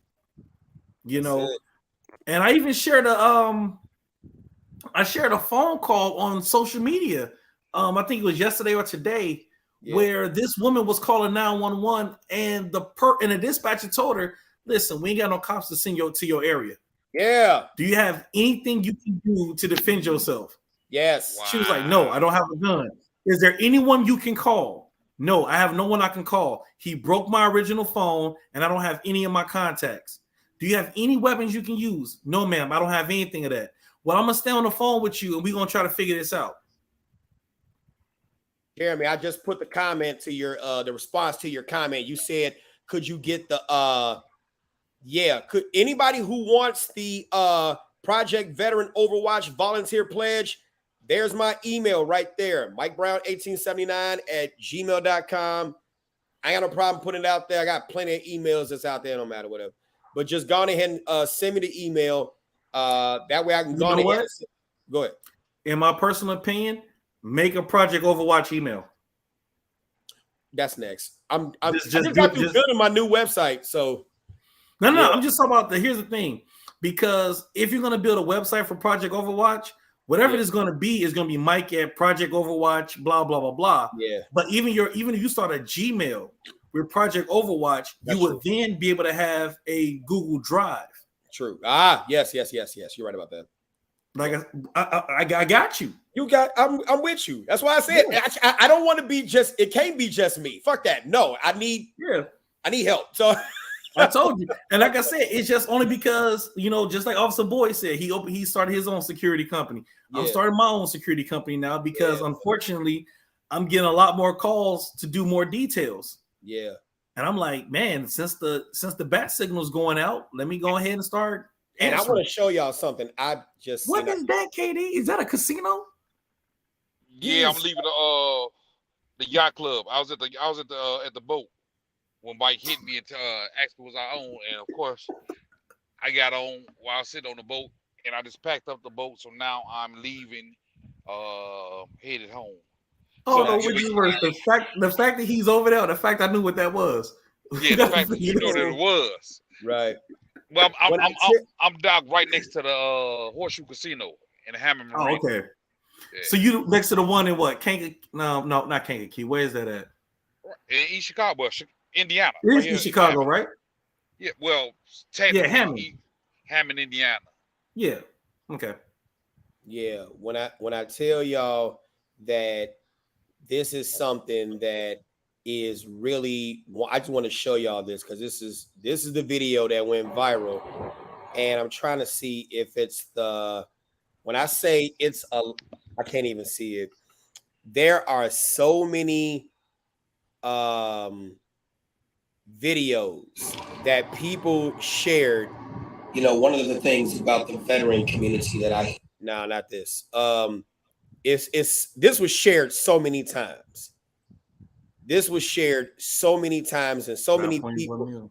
Yeah, so many people made videos supporting this. When I say Project Veteran Overwatch is a thing that people want for the 2022-2023 school year, I wish, see, here's some of the comments right here. As a combat vet, I 100% support this movement, trained, certified, and licensed. Go ahead. See the difference? Trained, certified, and licensed. That's why I said veteran led, community involved. Yep, trained, certified, and licensed. That is the CYA. Yeah. I don't want just every veteran who's played in Iraqistan coming out. Get trained, certified, and licensed. Yep. And in that way, you have insurance coverage for you. You know, do you guys carry self-defense insurance? Well, yeah. Oh, hell yeah. Hell yeah. But see, the thing is this too. The wonderful thing about carrying self-defense insurance is we're not going to look for shit to get into. That's why I said, whatever, here we go. Watch, assess, report, deny entry, and stop the threat. If I'm stepping out to deny entry, it's some shit I don't mind going to jail over. If I'm getting out to stop the threat, it's some shit I don't mind going to jail or dying over. Like it depends how bad them kids is, dude. Well, no. I ain't talking about I ain't talking about that. But I'm just saying, you know what I'm talking about, right? But I'm just saying, it depends. I'm not stepping outside the car if I'm not willing to go to jail over this shit. I'm not stepping outside if I'm not willing to die over this shit. If I ain't trying to die, I ain't going to jail. Fuck it. Watch, assess, report. Go. So I'm gonna give you something simpler. Deter, detect, delay, respond, mitigate. Hold on, do it again. Deter, detect, delay, respond, mitigate. DDDRM. Boom. I was trying to push it in an acronym. DDDRM. DDDRM. Deter, detect, deep dish. I'll send it to you. Yeah. I'm fucking it up already, goddamn it. Hey, Mike. Hey, Mike. Yeah. What about contacting one of these insurance you, companies and see if they have a policy that they can offer you guys under that? Well, no. So let me tell you, and I'll get you. Here's what I'm thinking. The movement has to start with the free shit that we could do before anybody takes us serious. Because it's easy to talk. Right. But when we start seeing some headlines like Project Veteran Overwatch such and such stopped, potential active shooter, and we're there with the guy in custody like this, before the police get there, then people are going to be like, oh, and I could see that happening. But that's why I said we got to be careful, because I'm not saying get outside, grab a guy, put him in zip ties, do this shit, come to find out that's Susan's dad, bitch. No, I'm not talking about that. That's too much. You know, he always looks like this. He dresses in God. That's not what I'm talking about.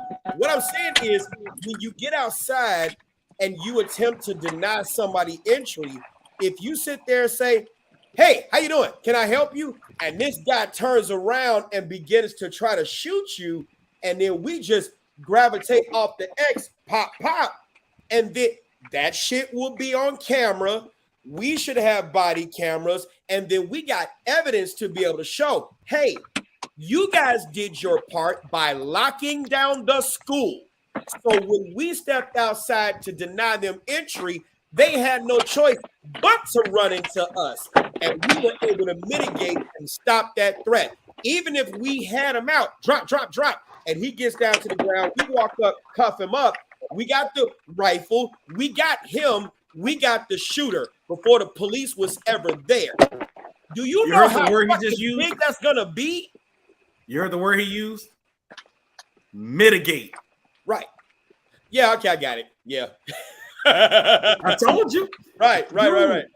I be preaching that gospel, man. I'm telling you.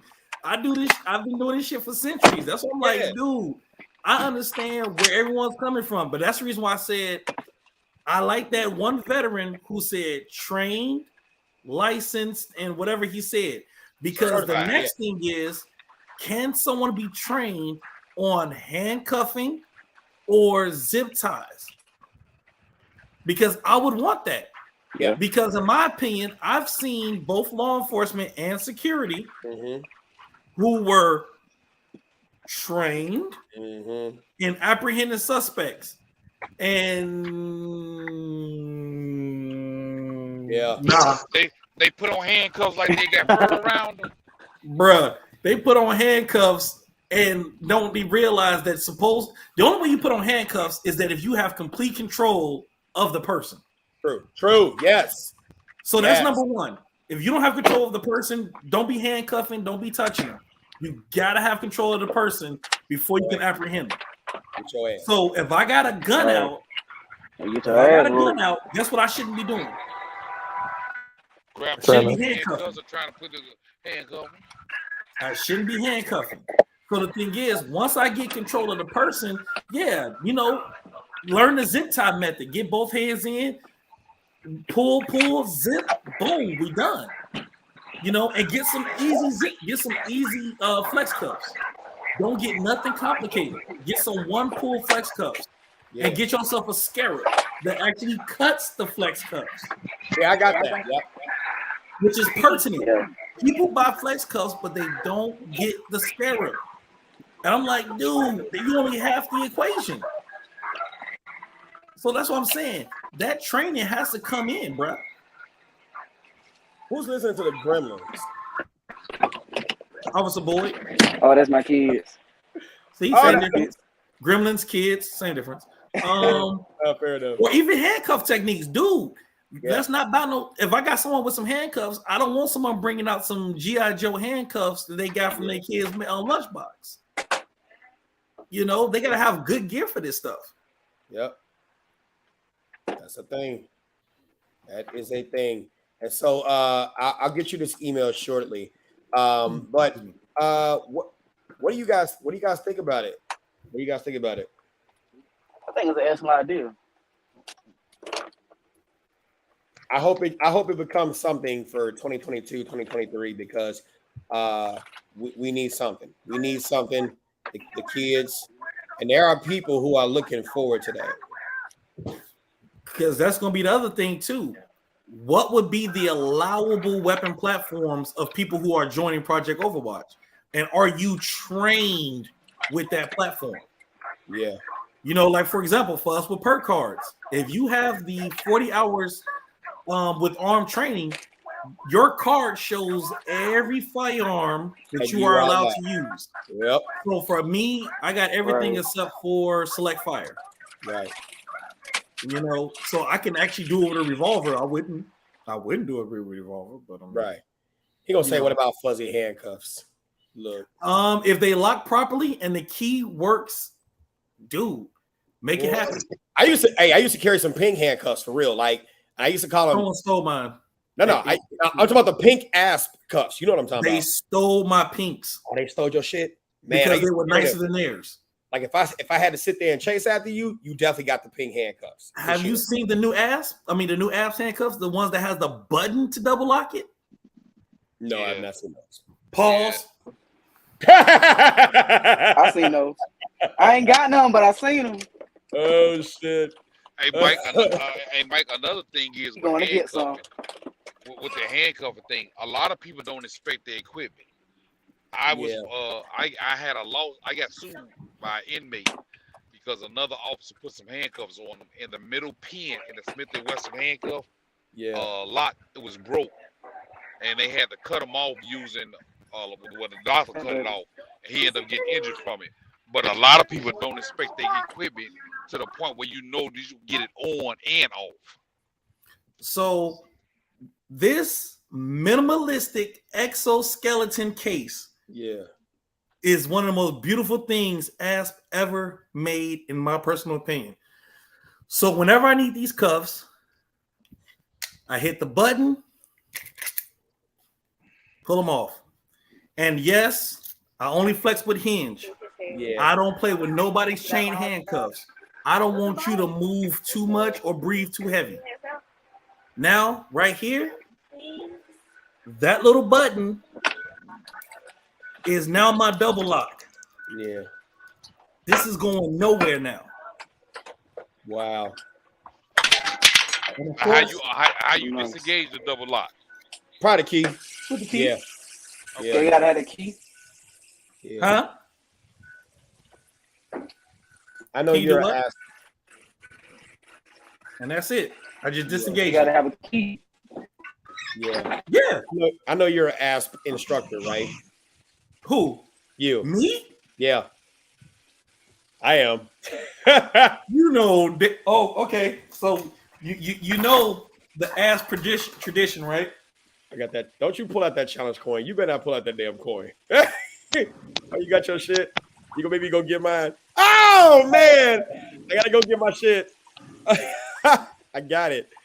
Let me go get that shit. You mean, so you got to go get it. I'll be right back. Drink. Because I knew he was going to challenge me on that shit. I'll be right back. Yep. And you know, oh, well, he left. So I give him a second. So whenever y'all do ASP, make sure you get the challenge coin. What they do too is they actually inscribe your instructor number on the coin. Okay. Bam! Is your instructor number on it? Yep. Okay, then you my hero. Bam. Yes, sir. And this is for being a firearms instructor? Somebody was gonna be like, no, Mike so got that shit. For ASP, they call us tactical instructors. Yeah. Because we do baton, flashlight, and handcuff. Yep. Tactical weapons. And of course, flex cuffs. Yeah. And then when he was like, get the scarf, it's in my pocket. Mm-hmm. Yep. Yes, oh, yeah, because dude. Damn. That's it. I got one. That's cool. Yeah. Shit. I keep mine on me because sometimes you need more than the option of shooting somebody. Hell yeah. Please. I was just about to ask, what about lethal or non-lethal defense? Yeah. Like, Can we consider knives? Huh? Can we consider knives non-lethal? No. No. Okay, so I try. Hey, so let me ask you guys this question. Once you get out of the realm of just carrying the conceal and carry, and you start implementing ASP, handcuffs, tasers, pepper spray, aren't you going on that slippery slope of security? What do you mean? Because now you're doing better in Overwatch as individuals, conceal and carry, or whatever, volunteering their time out there at the schools. But now, if you got somebody sitting out there in a car with a vest on and a firearm, and they got handcuffs, I don't know what you're talking about, Sam. I said, isn't it going more on that slippery slope as security? A security officer, security guard. I don't know what you're talking about because technically you're not supposed to be showing the shit. So I don't know what you're talking about. Yeah. Oh, that should be your don't. Okay. Right. That's part of the mission statement. Yeah. Or the pledge. Sir, thou shalt have, but thou shalt not show off. I can neither confirm nor deny the existence of said equipment. But I will tell you this, I also put in the pledge that whatever you got, you need to make sure you have the certifications and that you're legally licensed and authorized to have that. So that answers your question. Gotcha. Yep. Which is why I have my own FCC. I don't have an FCC from someone else's company. I got my own FCC, which for Illinois is a firearm control card. Yep. I got my own because I don't believe in ever having anybody company that's going to be like, well, he shouldn't have had it. Nah, bro. You keep your responsibility. I keep mine. Yep. Simply put. I said. And I had to put, Marquise, I had to put in that pledge, don't be showing your shit off. That's why I said, people say you want veterans at the school. veterans know, and I'm talking about veterans who are not so beholden to the veteran or to the military where you're not afraid to challenge your own. People to be right here. Look at what I got. I got 300 blackout. Ooh, look, I got green tip. I got this. You're showing off your shit. I got the A card. Yeah, you know what I'm saying? Oh, you know what I'm saying? You just like, don't be showing off your shit, because now I can see a teacher who's against it, by the way, who spots you and they doing this. Yeah, see, they out there fucking around. And that's all you need to hit the veteran Overwatch is out there messing around and playing with their stuff. And you got 300 blackout and they got this and they got that. We need that on our school. And that's why I said, we have to police ourselves. I put that in the pledge, right? We have to police ourselves, that it cannot be the situation where if I see that you are not, hey, you're drunk, hopefully you're not stupid enough to do no shit like that, but hey, I'm just saying, right? You smelling 50 proof? You are not ready for this. You are going to mess up the mission. You got to go, bro. You got to go. If that means we got to remove you, hey, that'll make the news too. That will make the news too, because I got no problem doing that, because then that shows we police our own, right? You got to be ready and willing to go all the way. We can't have nobody fucking this up. It's no different than how we talk about the Second Amendment. Yep. We got to police our own. We got to make sure that if we're pro 2A, that we're making sure that people who are also pro 2A ain't making us look bad. Facts. You know, we got to pride ourselves in that, man. If we And don't, a lot of them do, man, because you'll see pro 2A people out here with, you know, drinking beers and shooting shit in the forest, you know, like. Right. Shit, if it's their property, I ain't got nothing to say though. Huh? If it's their property, I ain't got nothing to say. Right. Still, firing a firearm while you're intoxicated isn't the best look, in my opinion. That's just my opinion. No, I'm with you 100%. Alcohol and guns don't mix at all. I'm with you 100%. Right. The problem is that to dictate to someone what they can do on their property, that's when we start messing with that little fine line. Sure. Well, Marquise, what he's saying is just because you can do it, don't mean you should do it. So yes, we all agree on that though.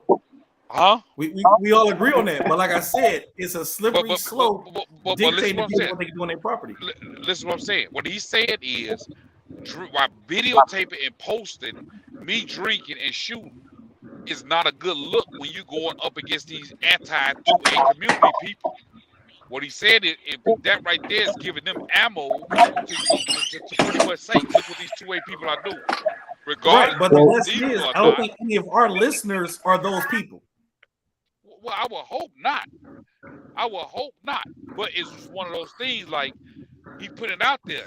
Just because you can do it, don't mean you should do it. Just because you can shoot and drink on your property, don't mean you should broadcast it on the web or broadcast it for someone else to scrutinize it. Like, hey, they want us to be open carry or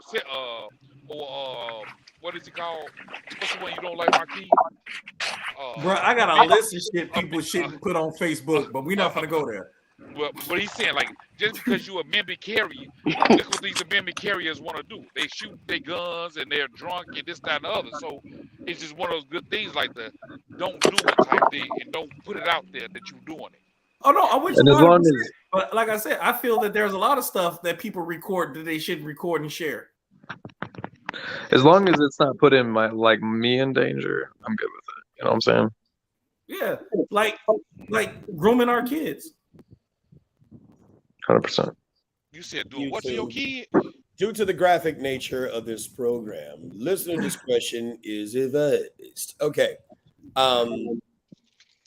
Did y'all? Okay, let's spend the last maybe 20 something minutes on talking about this important topic. Now, I'm gonna give you all a disclaimer. And if you have questions about Project Veteran Overwatch or want to send me an email, I did exactly what Marquis said. I went and got a Gmail, Project Veteran Overwatch Actual at gmail.com. I think that's a cool ass name. Project Veteran Overwatch Actual at gmail.com. There you go. I'm telling you, just make it legit. Project Veteran Overwatch Actual at gmail.com. Okay. All right, so good deal. Good deal. Thank you, Marquise. All right, so there was a situation that happened, and by the way, we are talking about a domestic that took place at the state's attorney of Cook County's house. So, if are you sure? Okay, that's what I said. If anybody want to get off the panel and you don't want to be a part of this discussion, that's why we ended with this. You are more than welcome. I'm trying to keep your channel alive, bro. That's all. Because we gonna chime in, bro. I'm gonna dig in with both feet. I done already made a video about it. So shit. And see, the thing is, we're gonna play the video and show the news thing. And by the way, like, comment, subscribe, all that great stuff. But this is an important conversation to talk about because men go through this shit all the time as it relates to domestic violence. Let's do it.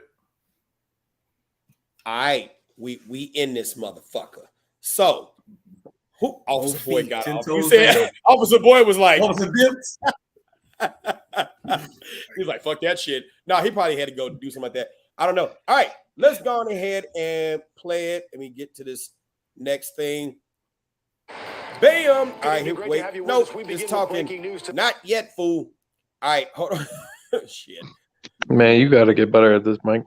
Listen, I'm trying. I got to not only do my own thing, but I got to be my own editor as well. Like, you got the first voice control computer over here talking about some. No, not it. Look, we're trying. Bam. All right, here we go. Let's go on ahead and dig in and watch. And we definitely, let's go. Tonight at 10, a 911 call brings police to the home of Cook County's top prosecutor, Kim Fox. CBS 2's Jamont Terry has been digging into how police handled this call for help all week. Tonight, he breaks down what we know.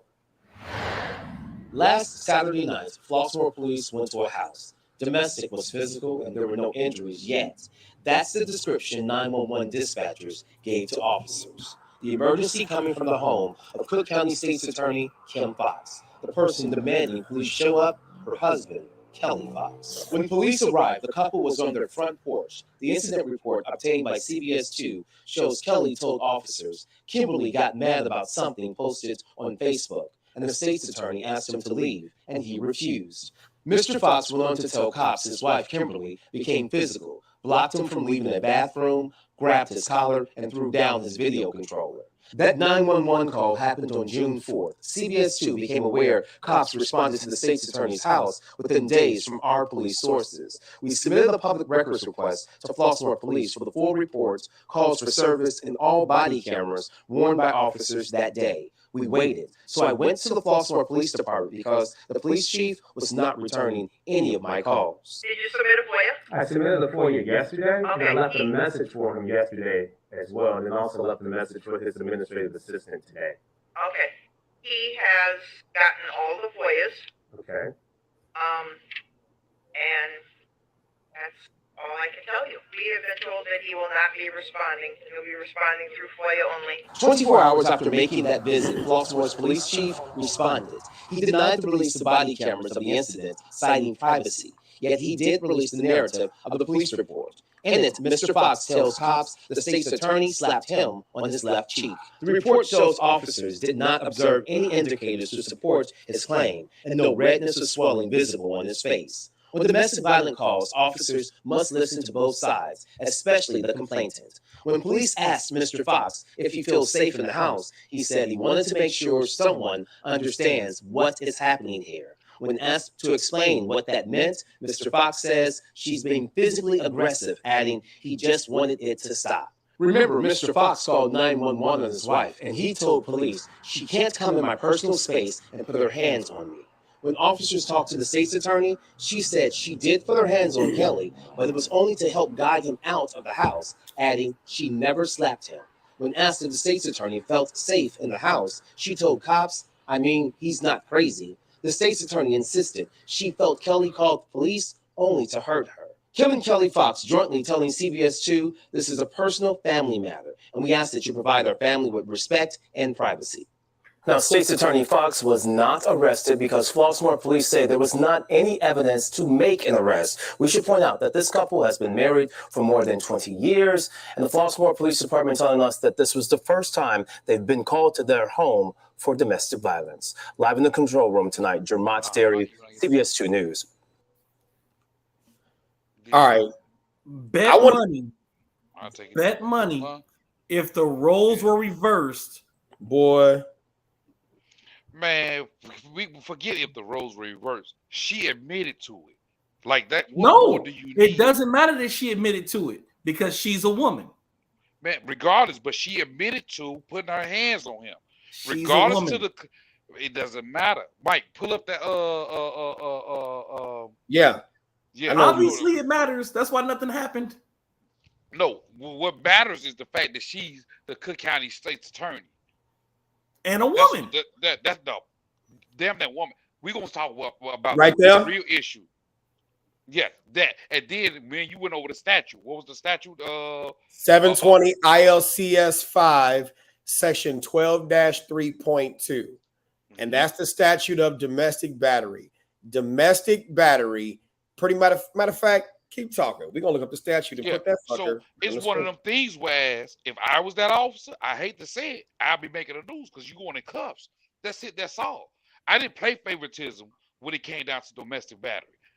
If it's evidence, if it's clear-cut evidence that that's what happened, the other party goes to jail. If y'all That ain't the world we live in.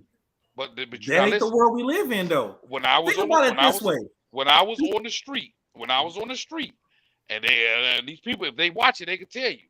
If they keep on getting a call back, both of them go to jail. I have locked up women, I've locked up men, and I've locked up both for domestic battery.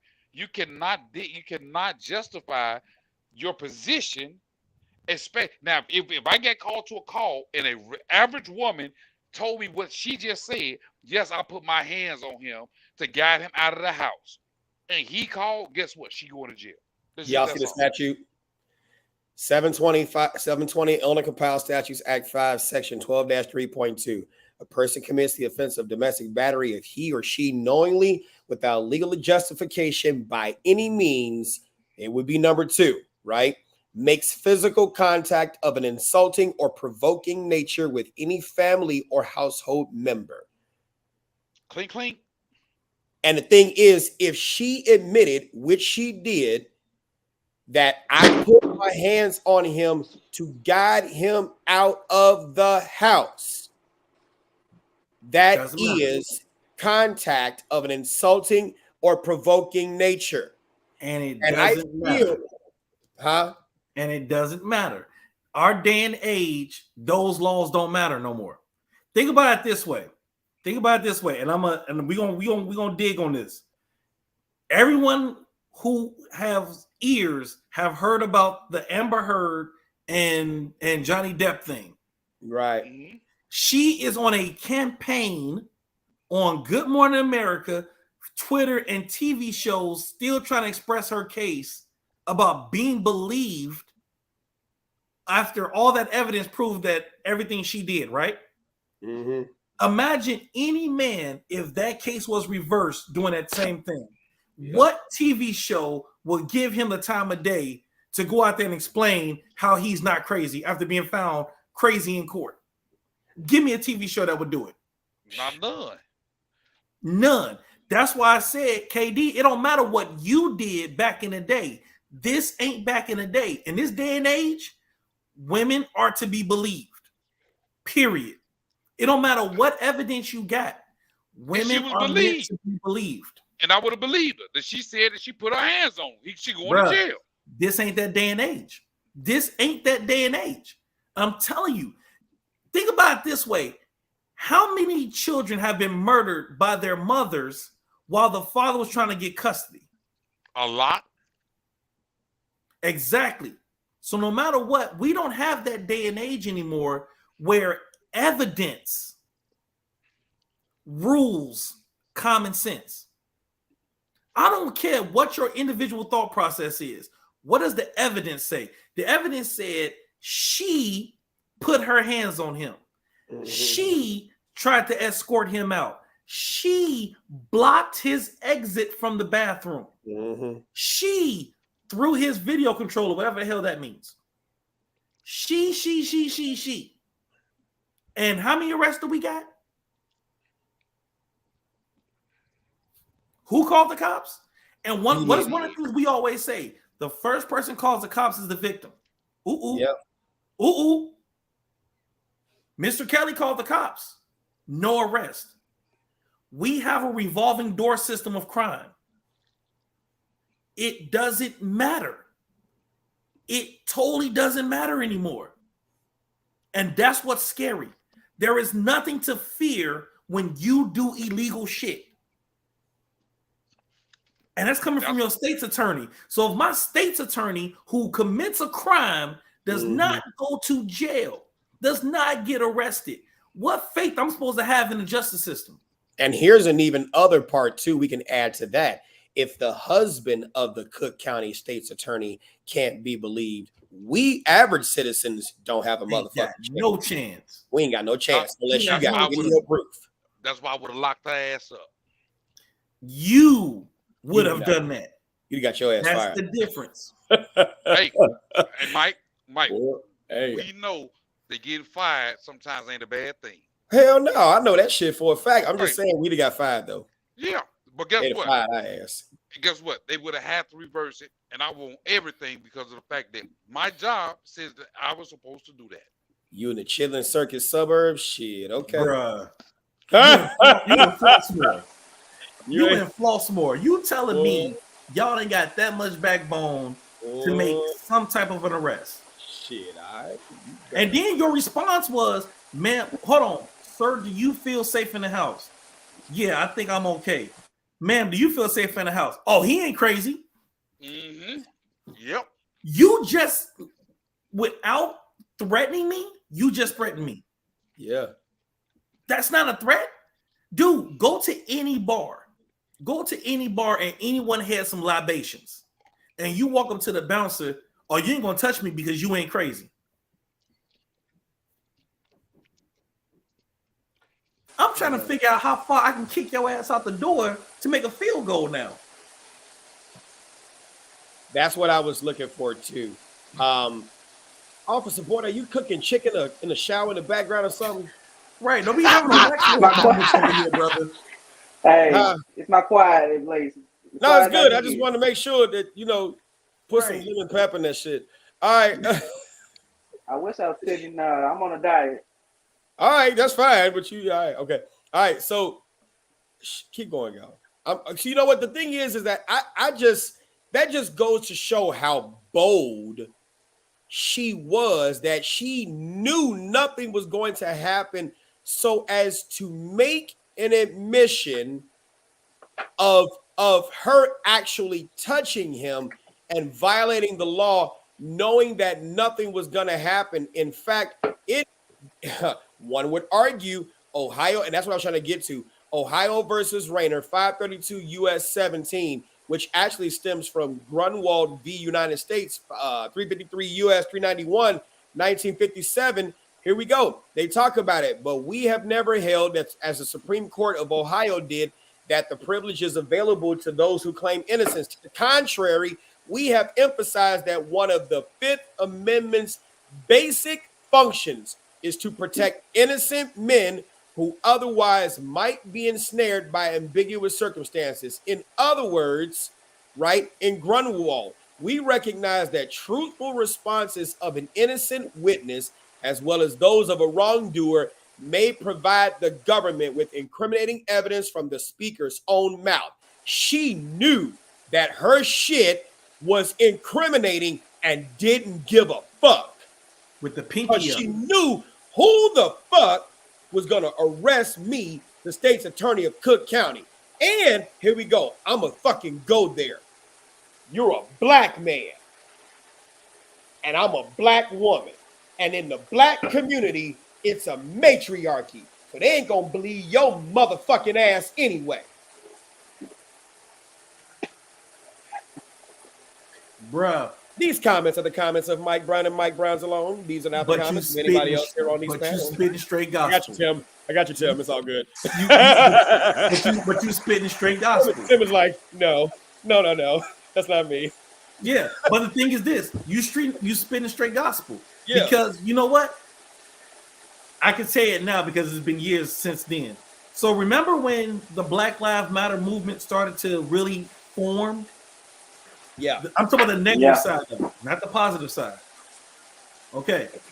There is a store that I was in waiting in line to do an Amazon return.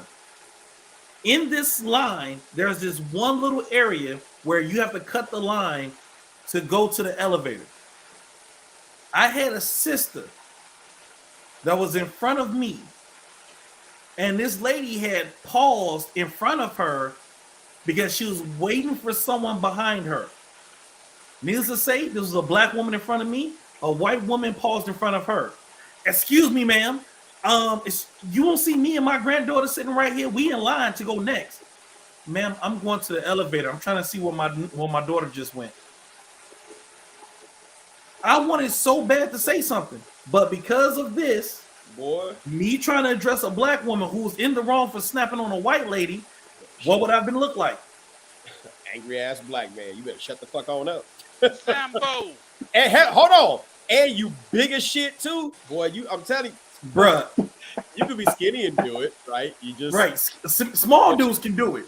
Small dudes can do it. People with no neck, we can't address no black people. No, that don't work.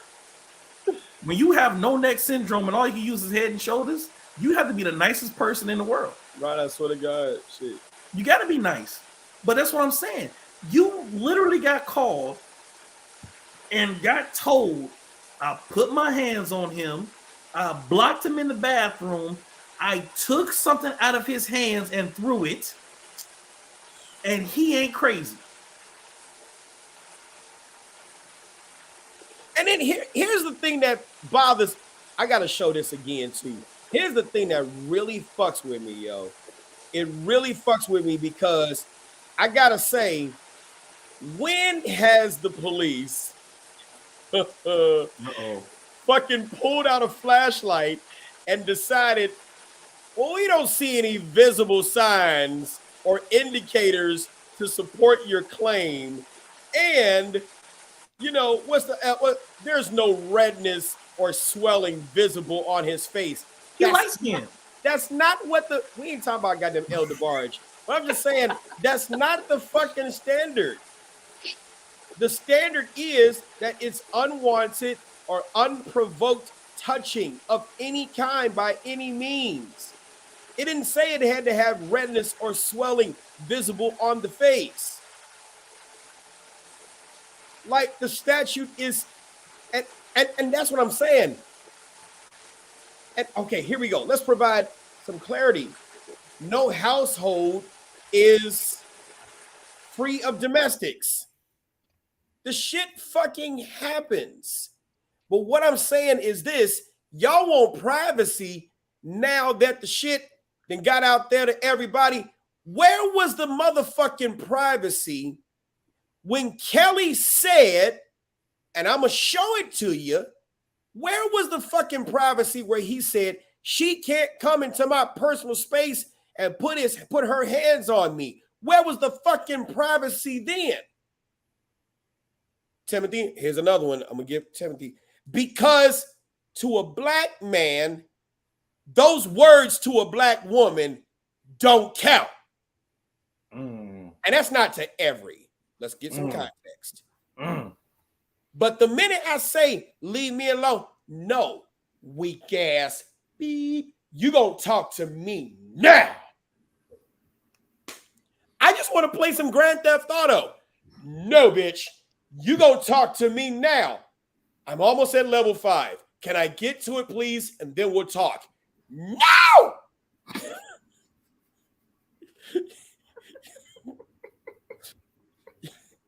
You gonna talk to me now, or else I'm calling the police and telling them you slapped me. All right, goddammit. Nah, dude, she gonna do worse. She finna unplug the PlayStation on your ass. Dude, and you know that's gonna lead to fisticuffs. Do you remember a thin line? What's up, John? Do you remember a thin line between love and hate where she actually beat her own ass? Yeah. Hell, what about Fight Club? He beat his own ass in Fight Club. Bruh, I'm not gonna take, man, please. It's getting to the point now, boy. You better have a body cam on when you talking to your girl. I swear to God, bro. Hey, that's why you gotta marry the right one. Hey, this has been my saving grace. I got the records to fucking prove it. That's why I married the right one. I don't have none of that drama, bro. Hey, I'm glad for you, bro. But I'm telling you, I got a PlayStation and everything. Men, I'm telling you, and not even just men, but women too. If the shit looks like it's about to go down, start you better recording. pull out this fucking phone and start recording. Don't Facebook Live that shit either. Don't do that. No, don't do that. You know what I'm saying? You ain't trying to embarrass, but you are trying to preserve and protect yourself. I hate that this is a thing that we even gotta fucking talk about. That's what Johnny Depp did. I would be yes, Johnny Depp, boy, and that was matter of fact. He started documenting and recording after they went to counseling. Man, they went to counseling. The counselor said, "Yo, start documenting this shit and recording it." Man, John, go to hell. Ain't nobody playing on Xbox. They ain't got God of War on Xbox. Go on somewhere with that bullshit. I'm telling y'all. You got, hey, Christy, what's going on? I heard you about you. You good, Tim. It's all good. Appreciate you already.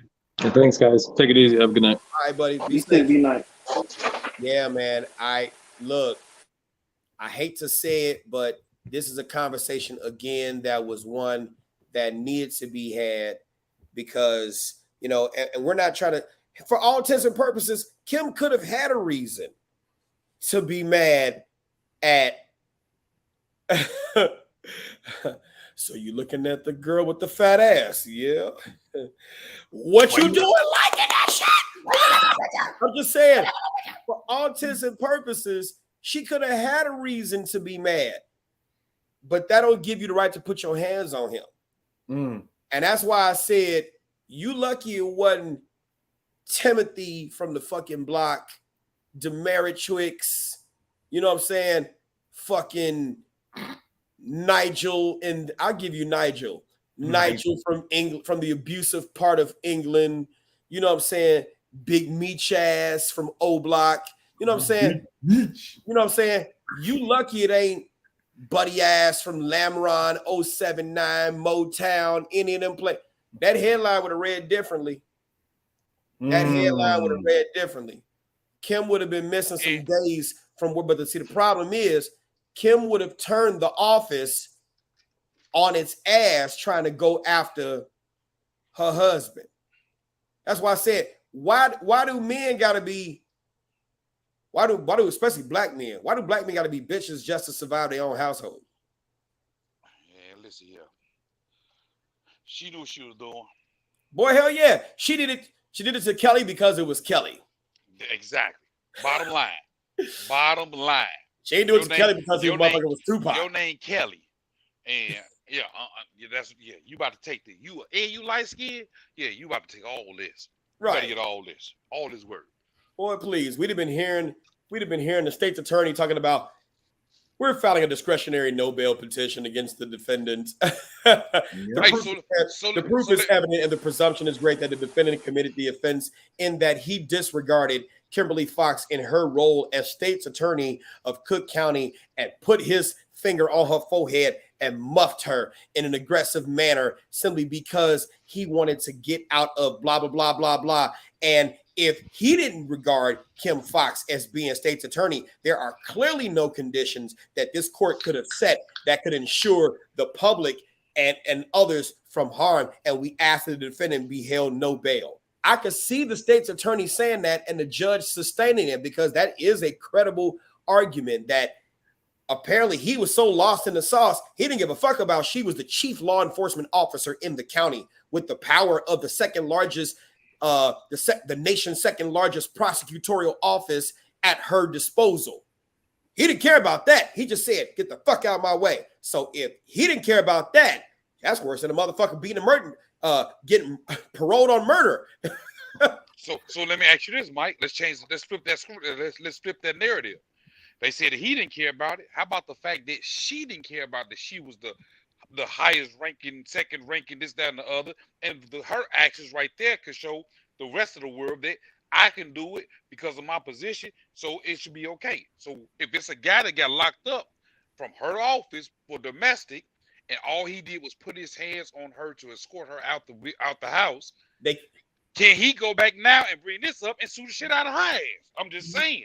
But you know what? That's not, and that is a good question for a legal scholar in Cook County using Illinois case law, which I don't know if any case law exists to that. But what I'm saying is, could domestic batterers cite the Kim defense? I get it, right? Like, if Kim... Nope, because the excuse was, well, this is our first time ever having to come to their house. I don't give a shit. What if it was my first time too? What's good for the goose got to be good for the gander. Right. Bruh, my thing is this: until you into political power, we ain't got no say in nothing. Think about Pelosi's husband.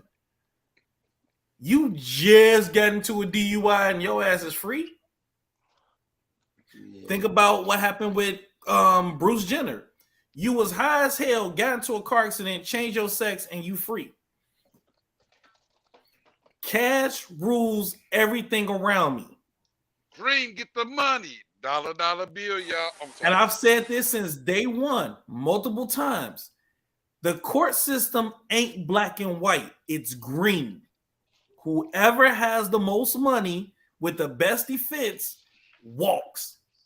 Because there is no way in hell a person who had less power would have had the same outcome in Flossmoor. At all. No, I'm being nice saying Flossmoor. God forbid we say the Chicagoland area.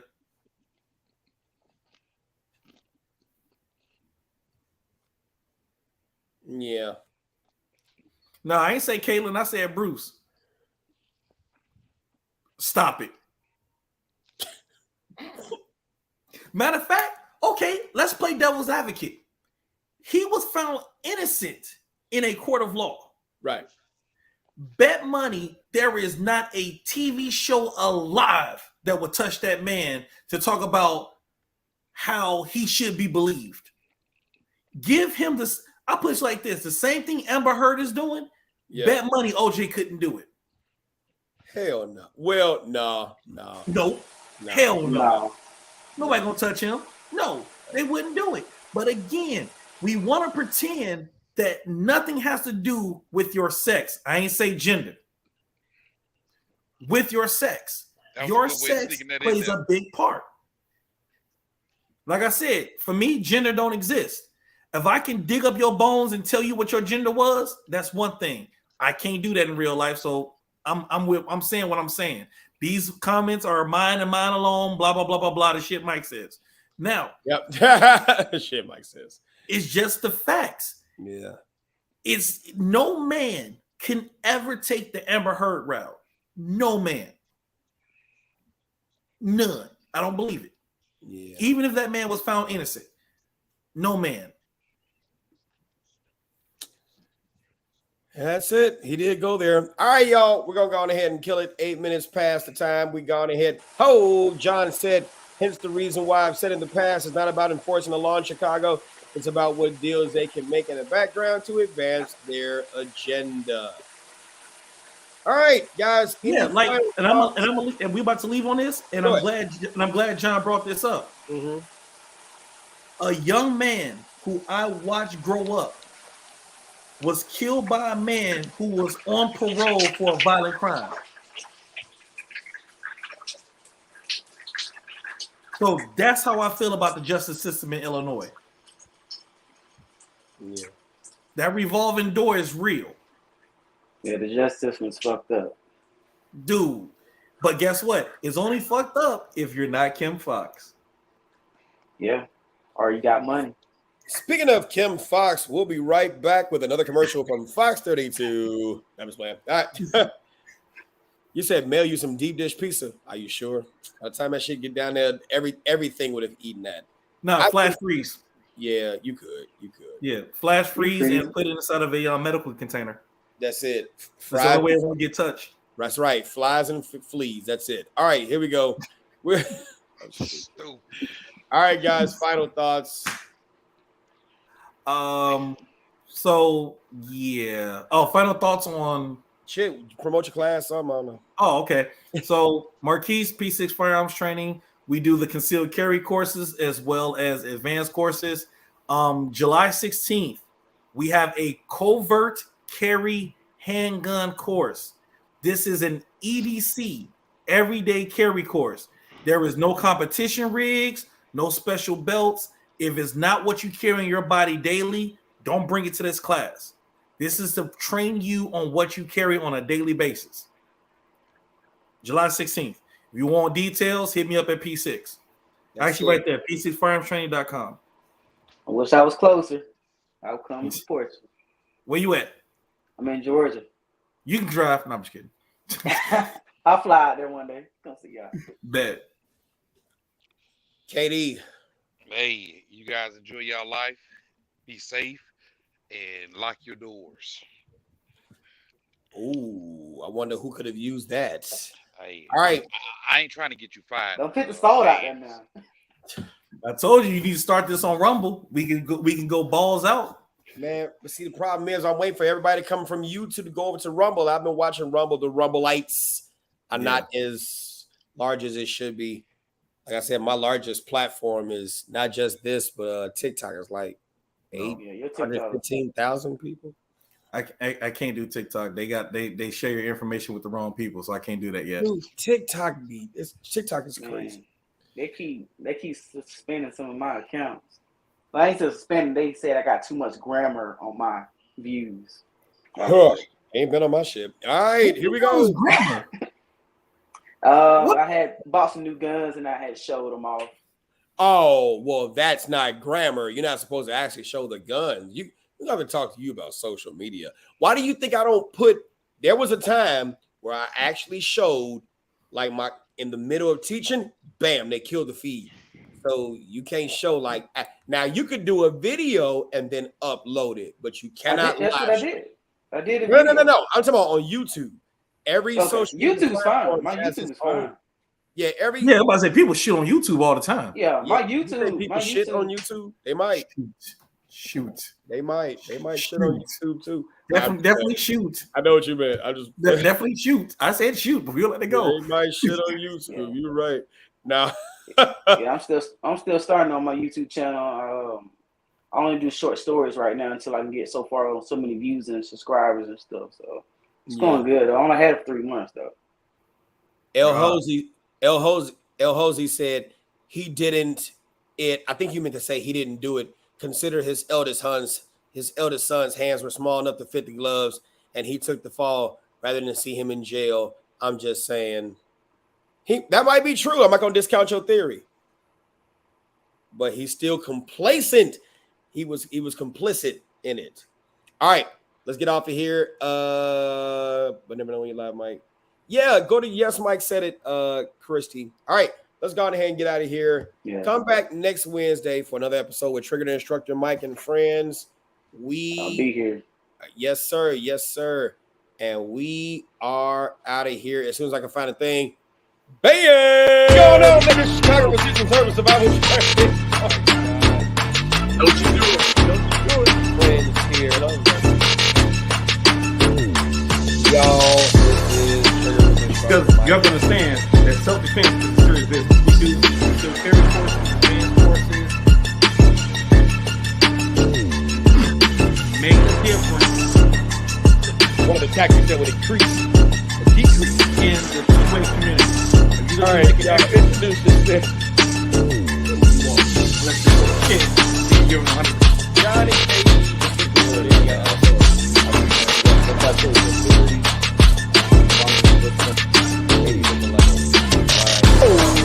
You